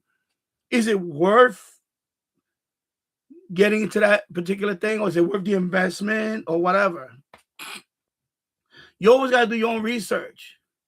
You see, when you're 15, you think you know it all. You just want to jump into everything without doing the research. That's when you get smacked with reality. You see? That's why, man, I may be an old dog, but I learn from my mistakes. And when you try to talk to this kid, he don't want to listen. He don't want to listen to anything I try to help him out with. Any advice I say, kid, you need to calm down. Okay, you're not gonna calm down? Well, good luck.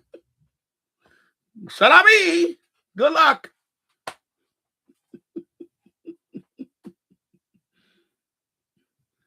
That's a metaphor, kiddo. That's a metaphor for life, bro. You better learn that metaphor, bro. You're gonna have so many disappointments in your life. It's not gonna be funny, bro. And by the way, disappointments is normal. And we all have disappointments. But what I'm saying is, you need to take it down a notch. You need to take it down a notch. Stop acting like you know it all, because you don't. I got newsflash. You don't. And stop telling people what you're gonna do. Just do it. And you know what? And like I said, do your research. Take your time. I try to tell him. Tasso knows. I try to tell him. After a few weeks, it's been the last few weeks. I just say, you know what, the hell with it. Do what the fuck you're gonna do anyway, because you're gonna do it anyway. And good luck and see if you get it up and running. Kid don't want to fucking listen. When you don't want to listen, that's it. I said, fuck it, I don't care, bro. Do what you gotta do. Especially after he behaved with Mike. When he wrote all that shit about Mike, I was pissed. He was this close. He was gonna get banned. I swear to God, he was gonna get banned. I would say I was done. And then he had the thing with Tasso or not. And then something told me to calm down. Said, Danny, just calm down. You know what you're dealing with. I said, okay. And then I had to become I told Tasso, Tasso, you'll be the better. Why you're an adult like me. He doesn't know what the fuck he's talking about. He's probably fucking on some meds or whatever the fuck he's on. I don't know what the fuck he's on. I said, just fucking let it go and that's it. And I told him last time, he stuck at the stupid ban list, and he's stuck at the stupid ban list. He doesn't take it down. So there you go. T-Rain, fool around, find out. Well, in the real term is fuck around, you're gonna find out. There you go. Now you're finding out. You find out when you piss off the whole community. Nobody's gonna help him now. Who's gonna help him? Nobody's gonna help him. Mike is not gonna help him. Nick is not gonna help him. And I didn't know any of them. I got to know them because of my own server. They all just email me and say, hey, Danny, I see you. I like your server. And I wrote back to them. We exchange emails. And they all had one thing in common. They all told me about the same thing. They all had a problem with this kid.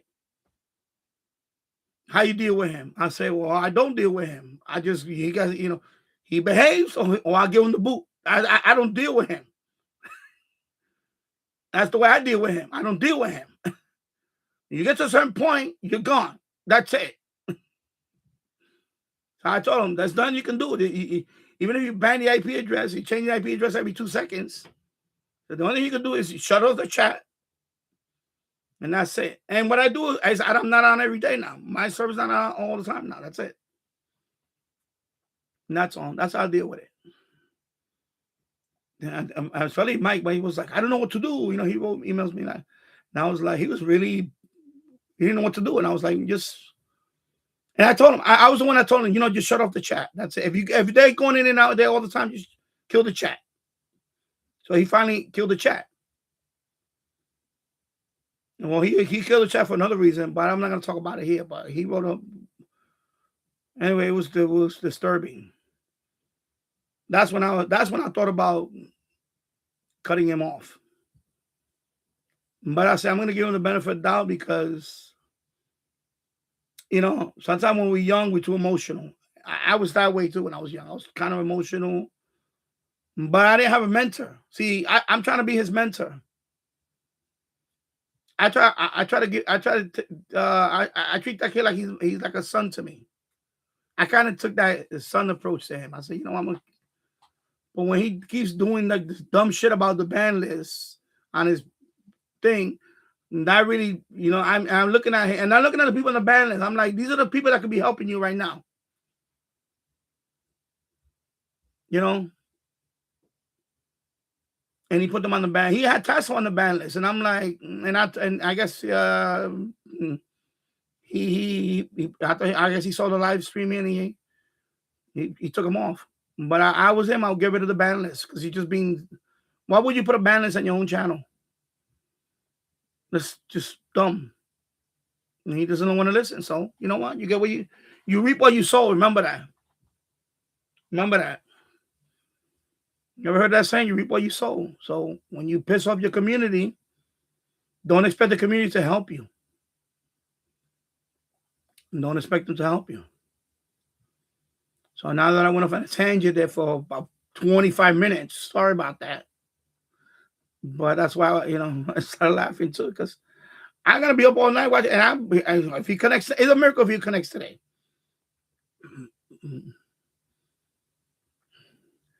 Yeah. Wired Dave. Does anyone have a good does anyone use a good RTTY decoder for Android? I don't use any of that. I don't really decode any. I don't. What's the one that Jill's recommend? I have to look it up. Let me look it up. I know Jules mentions it. He mentions it a few times. Let me see. It's not really a good one. I think it's the only one. And there's Android. If I see the name, I'll remember it. But I have to let me see. Yeah, right here, Droid RTT. So Jill's let me go. I'll open up his. Community is the way we find our Okay, strength. can I pause this? Oh my God.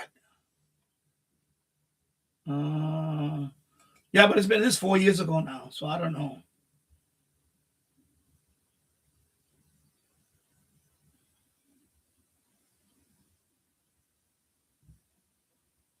I guess it's called Droid RTT.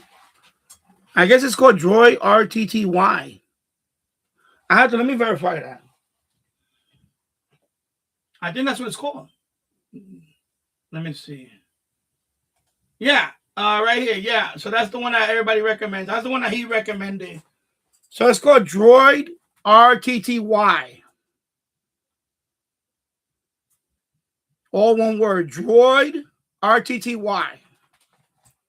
And yeah, it has 5,000 plus downloads, 4.2 rating. And what's the latest version? Is it? I want to see. I want to see the. Yeah, but that seems to be the one that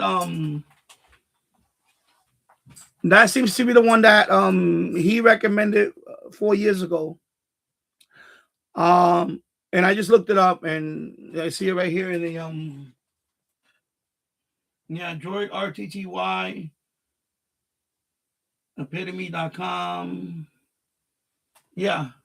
And then they have screenshots of it. Let me show you the screenshots. So I know the focus is not going to be that great, but that's the screenshots of it right there. Droid RTTY. Okay. And that's the yeah, Droid RTTY for ham radio, Wolfgang Phillips. Okay, that's the and that's the software that, and it says he recommends it, and then it has to be good. That's the one he uses. Because I don't use that. I don't really use that. I don't really use the. Maybe I should try it out. But I'm gonna go to the source. And I yeah. Okay, so yeah, James Farley. Yeah, there you go. He used it too. Okay, so there you go, James Farley. Droid RTTY. It works good. There you go. So Wired Dave. There's your answer. Droid RTTY. Okay. So I hope that answers your question. And thank you for asking. And James Farley said it works really good for the contest. Okay, there you go. See, so right there, you got somebody that uses it. I know Jill's recommending. So if he recommends it, then yeah, then it's good. It's good enough for him. It's good enough for that. Yeah. So there you go. Hello, Steve Burnham. Good evening and Happy New Year, my friend. If I say Happy New Year already, I think I see you a few days ago. Anyway, Happy New Year. Mika Harami. Hello. Hope you're doing well. Happy New Year. Yeah.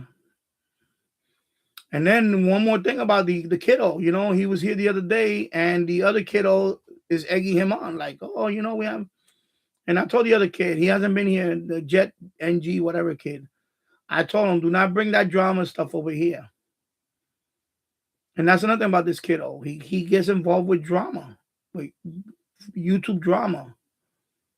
You can't do that. You just gotta, focus on your thing, Remember what I said a couple of years ago? Remember I was giving people advice about their channel? And he was one of them like 2 years ago. And I kept telling him, why are you changing your name every time? Because, whatever. I said, okay, well, you're not going to, if you want to get your subscribers, you need to stop changing your channel name every 2 seconds. But remember what I said. Be smart. Don't be a smart ass. And he just wants to be a smart ass. And that's the problem. And it's not. And it's not a. Let me say, it's not a condition thing. It's not that. It's just that. It's just. It's a tendency that I see with this kid. He loves drama. No, it's not high guy. It's not that. I'm talking about the other kid over. He's not. He's having trouble running his server now. And I told him, he shouldn't have trouble running a server if people would. But the problem is that when you piss your community out, nobody's gonna help you. That's all. Anyway, you're gonna have to watch the replay, and you'll see what I'm talking about. Or maybe I'll come on tonight. I'll probably do a live stream tonight on the other room. But yeah, it's just that it's just a metaphor, people. Don't piss off the community and expect them to help you. That's what I'm saying. There you go. All right. Yeah. So James Farley, yeah.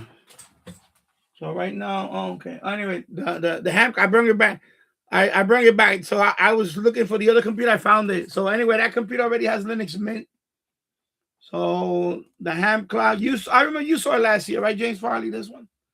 So that computer was over there. So now I was gonna wipe that one out and put Windows 10, but I said nah. This is the one that has Linux Mint and it has the ham clock. So I was running it last night. And I said okay, this one. So it's still working good. I just had to update Linux Mint, and I had to update the ham clock software, and that was it. So that one, I'm not gonna mess with that one. That's my ham clock computer. So for the other server, I'm just gonna get a small PC. I'm gonna get a small PC. So I'm gonna look for one on eBay. And instead of buying another radio, instead of buying the other DP666, I'll probably just get the small PC. And then I'll, and I want Windows 11. I want a Windows. I don't want to deal with Linux for another device. I don't want to put Linux. I don't want to deal with that. I really don't want to. If I don't want to deal with it, and I've been doing this for years.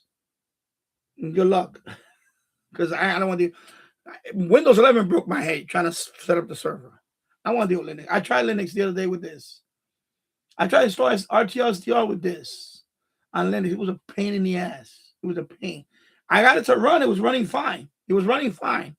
The only issue I had with it was SDR++. I couldn't get it to run. But I could have got it to run. But you gotta. The problem with Linux is everything needs dependencies and libraries. And before you know, you have a shitload of fucking libraries in there just to run a simple device. I mean, give me a fucking break. So I say I'm not dealing with that shit. I said forget it. Same thing with SDR Play RSP device on it. It breaks the fucking balls over it. On Windows, it's plug and play easy. Maybe you got to install the device driver and that's it. And Linux is a fucking adventure. Everything's an adventure. That's why I told the cat, I said, you sure you want to do it? So okay, there you go. So, believe me, I'm telling you, it's not for the faint of heart. Especially when you're dealing with cheap hardware like a Chromebook. I'm sorry, it's just cheap hardware. That's not, when you're dealing with cheap hardware, that's what's going to happen. You're going to have all types of errors and all that. It's not compatible. The audio. Then, by the way, also you got. You also got to put the what they call the FFmpeg. That's the decoder. The decoder software to convert the analog audio into digital. And you better make sure that FFmpeg is compatible with. Believe me, I do.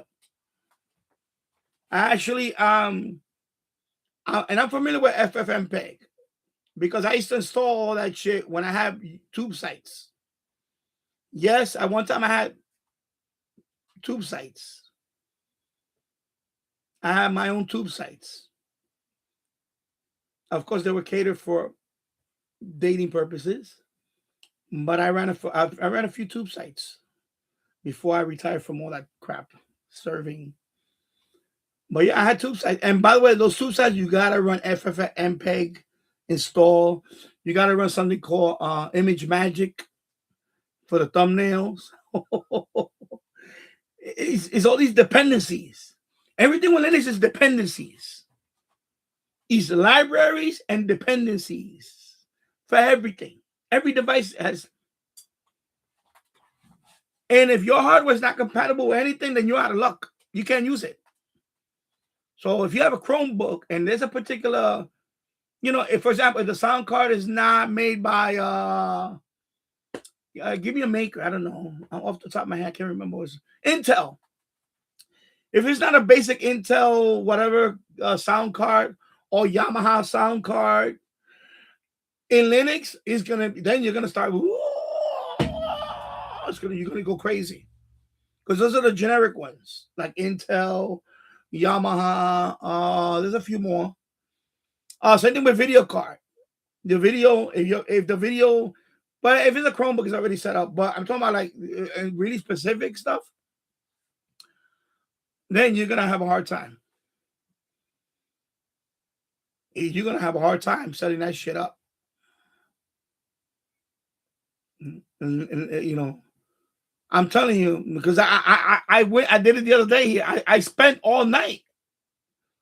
Time just went by. I was like, what the hell? I couldn't get SDR++ just to run coexist where GQRX is running. GQRX is running, but it was running kind of finicky. It was running finicky.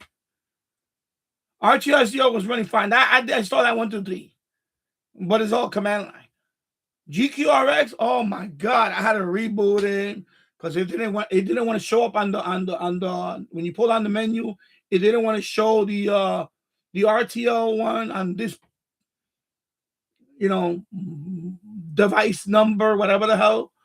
Oh my god! So I had to reboot it. It's an exercise in patience. By then, my pace was already thin, and then SDR++ didn't even want to work because they needed this dependency. I would download those dependency, install it. Then they needed another dependency. Then get the fuck out of here. I finally said, you know what the hell with this shit? Just to run RTL SDR with SDR++ on this box. I said, fuck all that shit. I said, the hell with it. Jesus Christ. And that's me. An experienced Linux operator. Okay. So yeah. Let me go back up here. Let me read the. Okay, my mouse sometimes disappears. I guess when it's inactive, the mouse pointer disappears. So yeah, fool around, find out exactly. He's finding out right now that you don't. He's finding out that you don't mess with the community and expect them to help you because they're not gonna help you now. They're not gonna help you because the way he treated them. Especially Mike.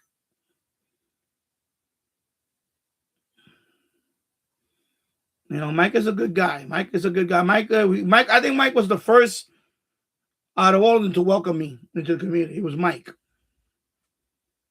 And then Nick. And then the guy from Bermuda, the guy that runs the Bermuda server. I forgot his name. He lives in Florida, actually. I forgot his name. I remember I had the emails. But this kid, he just doesn't know when to shut up. That's the problem. He just has he has a mouth problem, and that's the problem. He gets him in trouble. So yeah. Let me see. Oh, you like the background? Yeah, I put that. I figured let me put that for tonight. The ham clock. I need to tweak it. I need to customize it. Because I want to put like my contacts only. So I need to mess with that. And put like my contact. Right now I put 10 meters. So that's kind of the pattern that I do anyway. But I want to put my I need to set that. I need to start watching videos on how to customize it to my. I gotta close. I just want to get this actually what I have to do is I mean I know what to do. I have to get the ADF and sync it. You know, 80 it's called ADIF. It's the log file. It's your file that where your log information is at. So once I link it with this, it'll put all my all my contacts basically. That's what the ADIF means. It's your log file. So I need to set that up, and then you'll see the pattern is what I done the last 24 hours or whatever, that type of stuff. It's like PSK Reporter. It's the same thing. Same thing. Oh, hello, Keegan. Good evening from Northwest Arkansas. Hope you're doing well, my friend. Hope you're doing well. Yeah. Oh, John. Okay, yeah. His buddy Chris. Okay, yeah. Thank you, Hunter Wilbur. Okay, yeah. It's John and his buddy Chris from Florida runs it. Okay, that's what it is. Thank you. Yeah. That's what it was. The guy. He lives in Florida, but he. So thank you for the clarification, my friend. Thank you very much. I appreciate that. So they all were welcoming to me. They were like, but this kid doesn't know. This kid goes to server to server, always chatting, and drama follows him. That's what it is. And now, when you want the community to help you out, they're not going to help you because, you know what I mean? Nobody's going to help out of somebody that's just been annoying for the past year. Nobody's going to help you. That's it. Especially when you have the stupid ban list on your channel. Just, and I try to talk to him. I try to say, listen, you get rid of the ban list. No, okay. You're on your own, bro. And I'm telling you, the make all he has to do is just ban the IP address and he won't even get to do a server. That's it. So maybe he's letting him put the server online and he's going to shut him off anyway. I don't know. I'm not giving him ideas, but I'm just saying, that's what I tell people. Be careful when you piss off, because someday that person might be the only wealth of information you're going to need. That's all I'm saying. And I try to, listen, I try to talk to this kid and he just won't listen. He's not registering. I understand, there is some, whatever, a spectrum issue and all that, but still, then running a web server is now you got to have an exercise. You got to have it running anywhere, by the way, any server you run, you got to have the patience of a saint. There's always going to be troubleshooting. And you got to be very resourceful and look up stuff and everything. And by the way, it doesn't hurt to be nice to people that can help you. And when you're not nice to those people, you limit that knowledge. Whoa! You limit that network of knowledge when you pissed everybody off. So there you go. So yes, I put that there for tonight. Yeah. James Fowler, I remember using some of those libraries for DVD. Anything in Linux is dependency, and especially when you're decoding. And like I said, I done search engine websites. I done top 100 websites where the website updates every 15 minutes, and people vote which the website is in the top 10 and all that. Interactive websites, it's a lot of back end stuff you have to do. A lot of command line stuff. It's not easy. And then of course I tube sites that somebody wrote, and I bought the license from them, and I had to install it myself. You got to install a database with it. You have to Then you have to store all the decoders for it, like FFmpeg. That is an MP4 decoder. So all that stuff has to be running. It has to run before you can even do what I do here. You have to have all that stuff installed. FFmpeg or I say FFmpeg. All these things, and it's a dependency. You gotta have all man.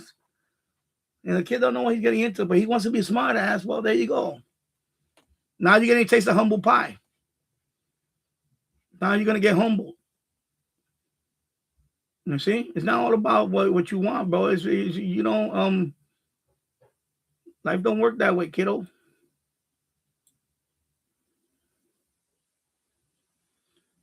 Yeah, that's so. Yesterday I was listening to Radio Nacional de Amazonas and 6180 with a weird incoming. They transmit no programming while 11780 was operating normally. That happens. That seems to happen. It happens once in a while. I thought it was interesting that both signed. I'll post a video later on tonight. Tomorrow, cool. Didn't check the seat today. Okay. Yeah. Keegan DX or doing some FM DXing a week station. Yeah, I know. I saw the one that you posted, and then I saw when I went to the FMDX.org Discord, I saw that there was some activity going on, but by that time it was already over. And then I just saw when I logged in right now on my server, but it's in Europe. It's not here. Like all the good stuff happens in Europe. We never get the good stuff. So yeah, doing some FMDX thing. Of course, what I did is I switched the combiner. I got rid of the other one. I made a mistake. I had one backwards. I was still getting the station. I'm like, what? But anyway, now I fixed it. So here we go. This is the way it is now. So now I got the combiner. That's the combiner. What's the flashlight? Let me flash the light on it so you can see it better. Sorry, right there. Let me go back up here. So now I got the combiner. So this one is this is the folded dipole. This is the little Yagi. This Yagi's pointing west. This is the $11 AliExpress Yagi. This is the folded dipole pointing north. This is the one that's pointing west. And then that's the one that goes to my radio. Focus. And then this is the one that goes to the radio. And then this is a LNA. It's a Ham Geek low noise amplifier because it does work. If I have this amplifier off, I cannot pick up Ellenville. It's very low signal. When I have it on, is when I can hear Ellenville 99.3 WRWB coming from Ellenville, New York, which is about 87 miles away from here. So with this LNA, actually, I can bring in Ellenville and a few other stations, but the LNA does help. Without the LNA, Ellenville is very low audio, very low. You can still hear it, but it's low. But with that, boom, it sounds. I almost get the RDS, but I haven't got the RDS yet. It's almost there, but I'm not enough to get the RDS. So I need to make a video on that, and then I'll But that LNA is good. That's the Ham Geek low noise amplifier. So right now I have it on, and right now I had to rotate it that way so I can put the USB in there to keep it powered. Because the battery in here it lasts about 2 hours, but I keep it like this powered so that way it can run, consistent power. Okay, that's why I had to rotate. If I put it, I had to rotate because it won't fit the other way. So I had to rotate it 90 degrees. So, and I tune and see what else I can listen. There's a few stations. I did pick up a few more pirates. That's what I noticed. I did pick up more pirates now. Especially with the Yagi pointing west. All of a sudden, a whole bunch of pirates I picked up. I also picked up Nassau Community College on the back end of the Yagi, because the Yagi's pointing west. Nassau County is east. So the back end of the Yagi, I picked up WALK out of is it what is it? Was it? It's Long Island. I know that one. Normally I don't pick it up that strong, and that one picked it up. It's picking it up strong. That one I get the RDS, and then Nassau Community College. That one I can hear it, but no RDS. But that little Yagi, believe it or not, and this is doing a good job. I can only imagine when I upgrade to the 4-element FM Yagi. That'll be something. Yeah, Patchogue. Thank you. Patchogue. So I pick it up here with the Yagi on the back end. Without the Yagi, I can still pick it up, but it's not strong. It's kind of.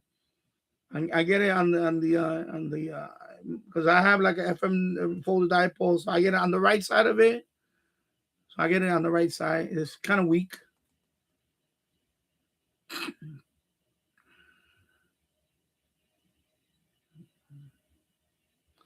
Exactly. I'm gonna say right there. Let me read. I'm skipping. I'm sorry. I'm gonna skip. Hunter, there you go. Why? Yeah, I'm not sure. Why would he ban Nubish? He's the creator of the whole thing. You see what I'm saying? You see how he thinks? He's really not very bright. Why would you piss off the creator of the network that you want to host your server in? Explain that to me.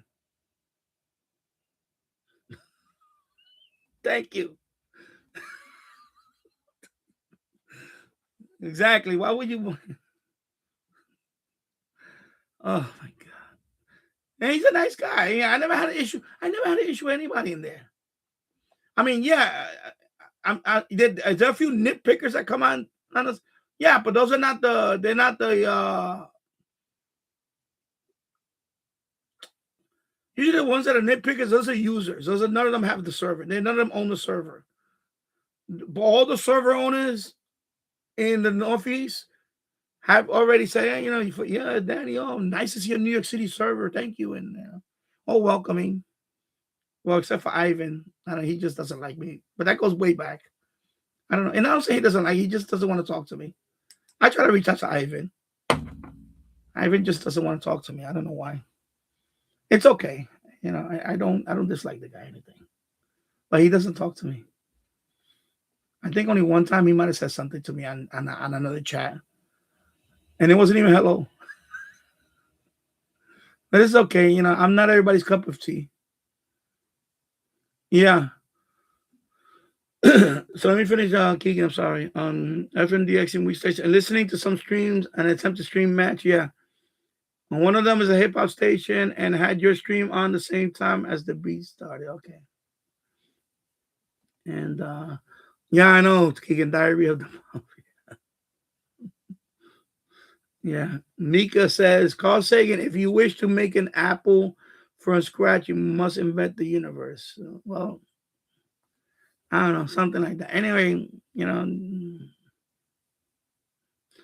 I understand the kid wants to do stuff, but I told him before all that stuff, you need to stop pissing everybody off. Because I was this close twice to banning him. And not even a survey, because survey you can only ban some. I'm talking about from everything. I was just gonna ban, and I did it. I did it for a couple of days. I didn't ban him. So I did ban him. Then I felt sorry. I just felt sorry. I don't know why, but I did. I felt sorry. I said, you know what? I started thinking about, he's only this age, blah blah blah. But after a while, you cannot make excuses. After a while, you run out of excuses for personal. And when I see stuff like this, like banning Nubish,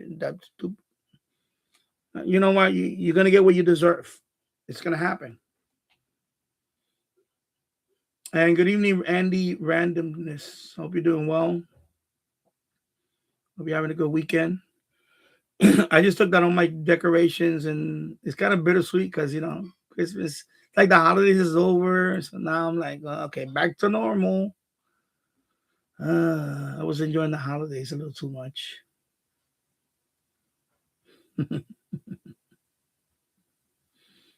Yeah, so hello, Andy. James Farley, that guy Tony from SWL Signal 23 is a very nice too. Okay. So Keegan, you have the same combiner, the same one, the same. I forgot what brand that was. I bought that years ago. Yeah, so yes, I use a combiner because before that I was just using a splitter and I had it backwards. Use it backwards, but they recommend that you use a combiner. So now I could put 2 more antennas if I wanted to. Maybe when I get that Yagi in the springtime and I have it up, maybe I'll try that one connecting here and see. Maybe. But I'm probably gonna replace that. Channel Master, okay. Is this Channel Master? I don't know. This is Channel Master. I don't know. I don't remember. It might be Channel Master. That's right. Okay, I see. Yeah, it might be Channel Master. I got it. Anyway, it's over there. I can't see it now. I need a magnifying. Yeah, I think it is Channel Master. Oh, the one you have is Channel Master. I'm trying to remember this brand. I forget what it was. It says Channel. Anyway, yeah. So yeah. Yes, yes, I switched to it last night. Where's the switch? Anyways, around this somewhere. I need to clean it right here. So this was the one that was there. I took it down. So this is just a splitter. Just a splitter.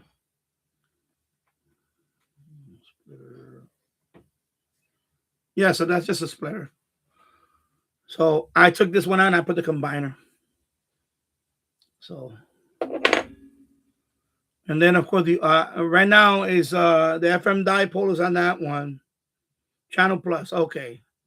Yeah, so you have the same exact one, yes, or something like that. Anyway, I bought that one. I bought this combiner. I bought it off of Amazon. Yeah, okay. So I bought this one. Wow, it's like a long time ago now. I think it's like 10 years ago. Like 10 years ago, maybe. Yeah, around 10 years ago. I bought that one. So, and that one is a combiner. It's a splitter combiner. That's the one I had on the roof for the TV antennas, combining them. That's the one I had up there. I had it up there for a few years. And then when I took down the antennas last year, I said, sitting there, I said, you know what? I'm going to use it for here. It worked. I was hesitant to use it to combine FM antennas.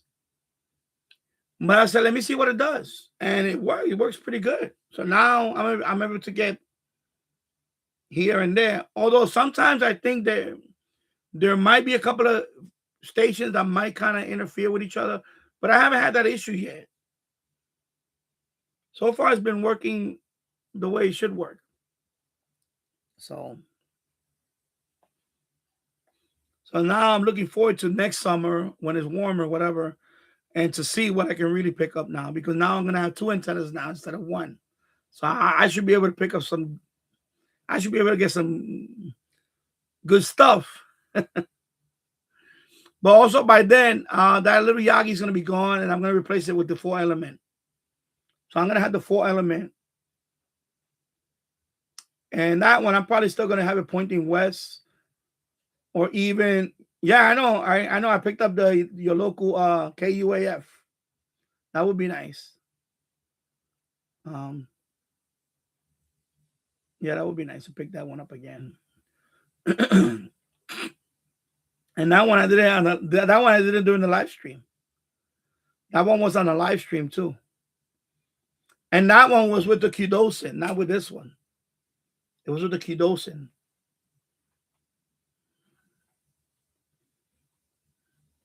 Oh, okay. I heard your former WNYL now, yeah, Wins FM. Okay, and July 2020. Cool. Yeah, I know, Key. Scratch my head. Exactly. Why would you even piss off the creator of the network?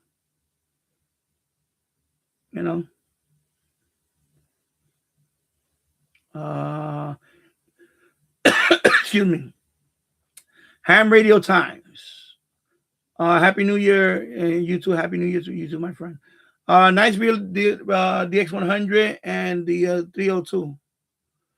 No, this is not the 200. This is the 302. DX302. See, DX302. Yeah. The 200 is with the with the big rotating. I don't have that one. I wanted to get that one, but I don't want to pay. So I have the 100 and the DX302 or the DX300. This is one with the digital display. The 200 has that drum. It's like a drum inside. So it's a big white drum here, the tuning.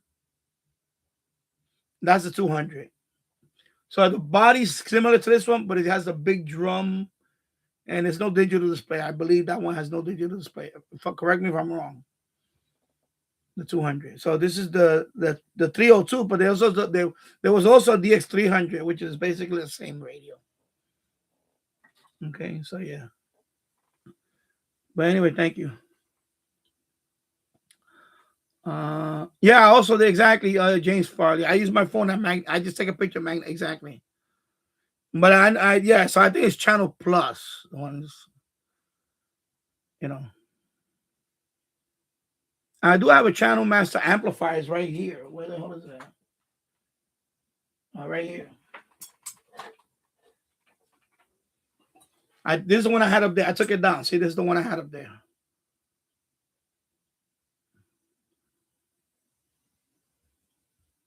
So,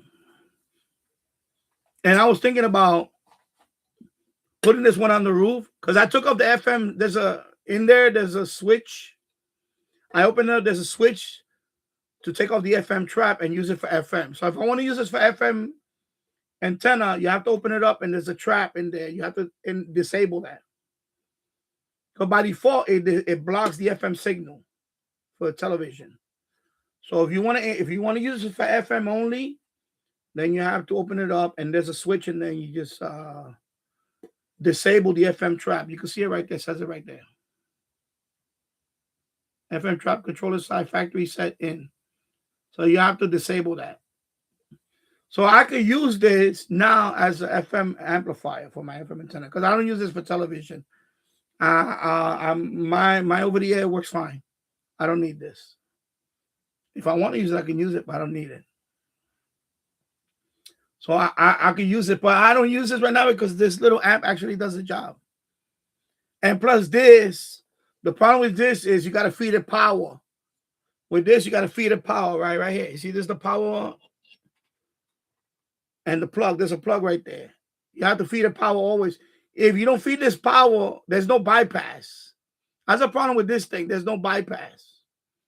So if you don't feed this power, it cuts off the signal completely. That's the only problem I have with this. With this little amp, even if you cut off the power, it still bypasses. It's just weak because there's no amplification. That's all. But this, if you cut off the power, that's it. No signal. It kills the signal completely. That's the only drawback about this amplifier. But this is a very good amplifier. It's just that.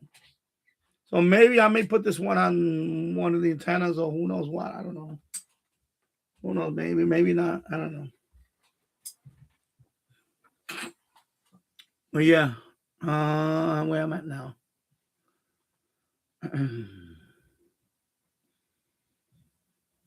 Oh, okay. Where am I now? I'm sorry.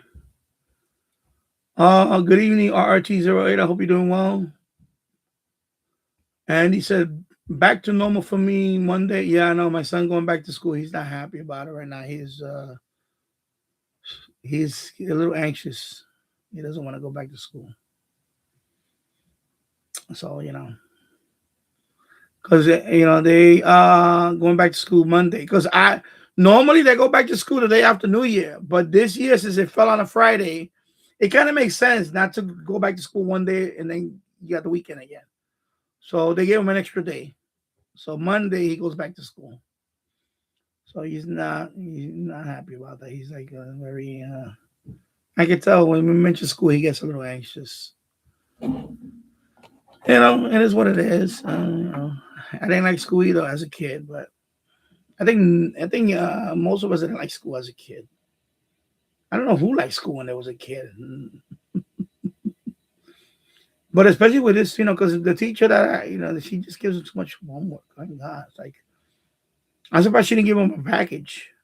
Oh my God, like like homework, vacation homework. Because he had a couple of teachers that they gave him a package to do over vacation. Like my God, like give him a break. Wow. Yeah. Ham radio times. My bad on the 302. I have the 200, but the cable snap. I need to. Yeah, I had the 200 is I know Andy. Andy. What's his name? Arthur Helicopter's Kitchen has his 200. He has a 200. I like the 200. It's a nice. It does drift though. Well, all of these. This one drifts a lot, but this one it does drift too. But the 200, yeah, it drifts quite a bit too. Yeah, so that's the one with the drum. It's a drum, and I love the way it looks. And I know Arthur Helicopters, he bought his from I think he bought his for like $20. It was in good condition, everything. I think he bought it at a Savers. Because that's what they have in Massachusetts. They have it's like a thrift store place. It's called Savers. So I remember he bought it for $20. I was like, man, this guy gets some good deals. This guy, he thrifts. He goes thrifting. He finds all these great radios. I don't have a link to this channel, but anyway, you can look up Arthur's Helicopter's Kitchen. We've known each other for a long time. He's a good guy. He's a good guy. He does a lot of audio. Like he plays a lot of old records and all that. He's very knowledgeable and all that. He's a good guy. He's a Red Sox fan. I'm a Yankee fan.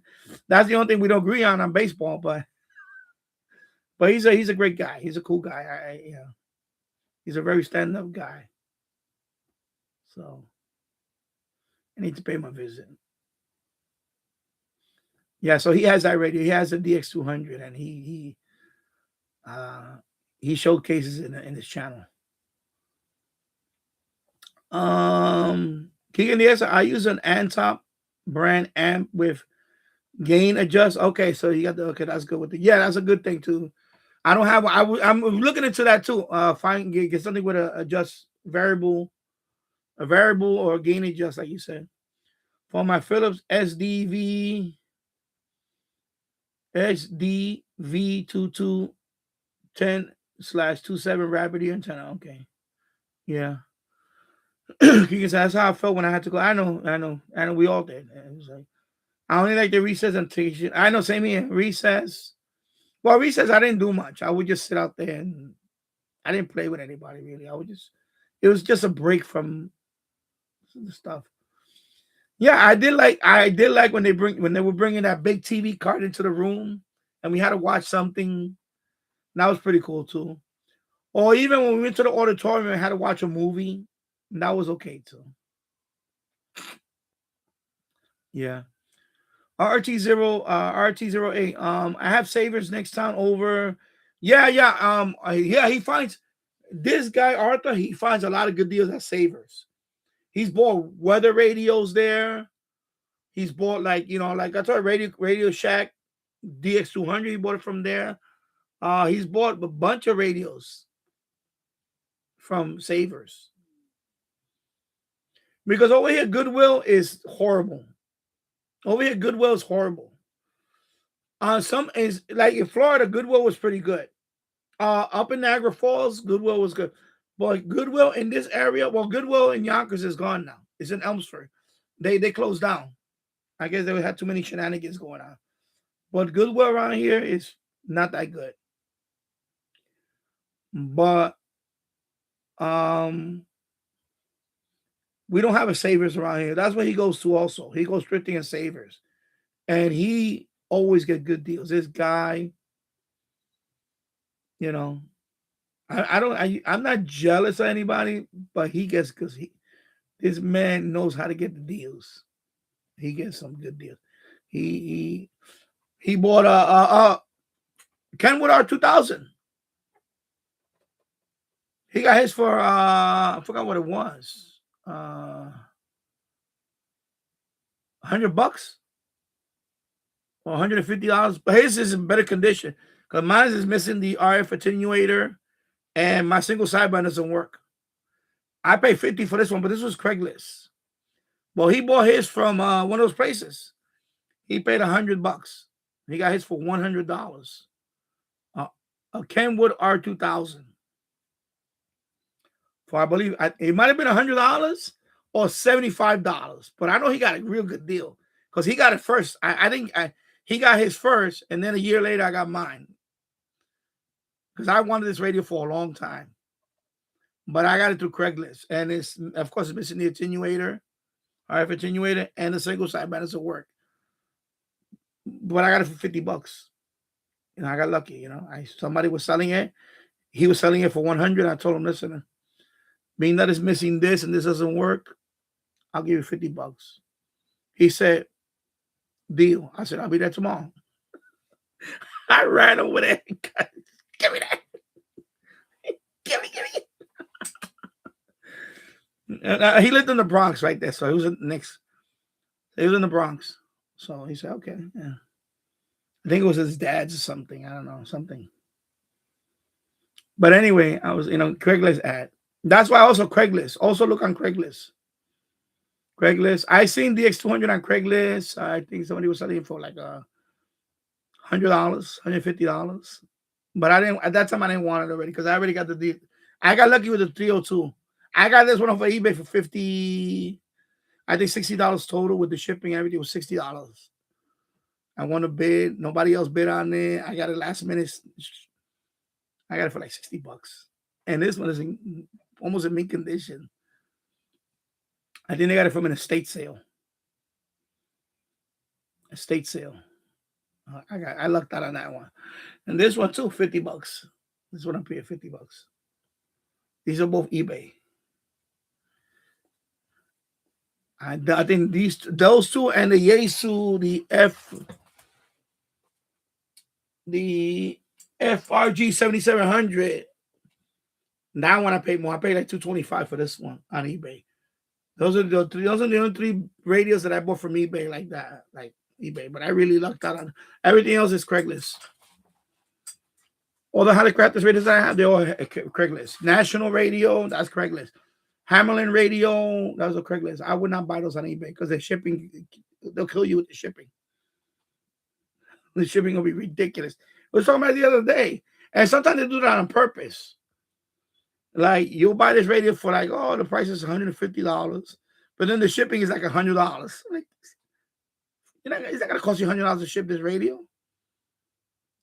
It weighs a little bit, but not $100 worth, the shipping. So sometimes they try to hit you with the shipping so they could pocket some of it. Like Paul was talking about the other day, he was going to buy, he wanted to buy the G Super Radio 2. And I think the shipping was like $37 and change. Just for the Super Radio. I said, that's ridiculous amount of shipping. For a portable radio, shipping should be like maybe $12, $13. If it's just USPS first class type thing, that's all. It's not going to be like FedEx type thing. And even that, it's not going to be like $37 shipping for a radio like that radio right there. I had the Super Radio 3. That's a Super Radio 3 right there. Where is it? Sorry. Yeah, right there. That's can't really see it. Yeah, right there. The white cable's in the way right there.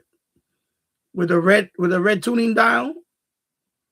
That's the all black radio right there. That's a Super Radio 3. And that one I bought it for $30. $35 total. I think shipping was like $6. It wasn't $37 shipping. That's ridiculous.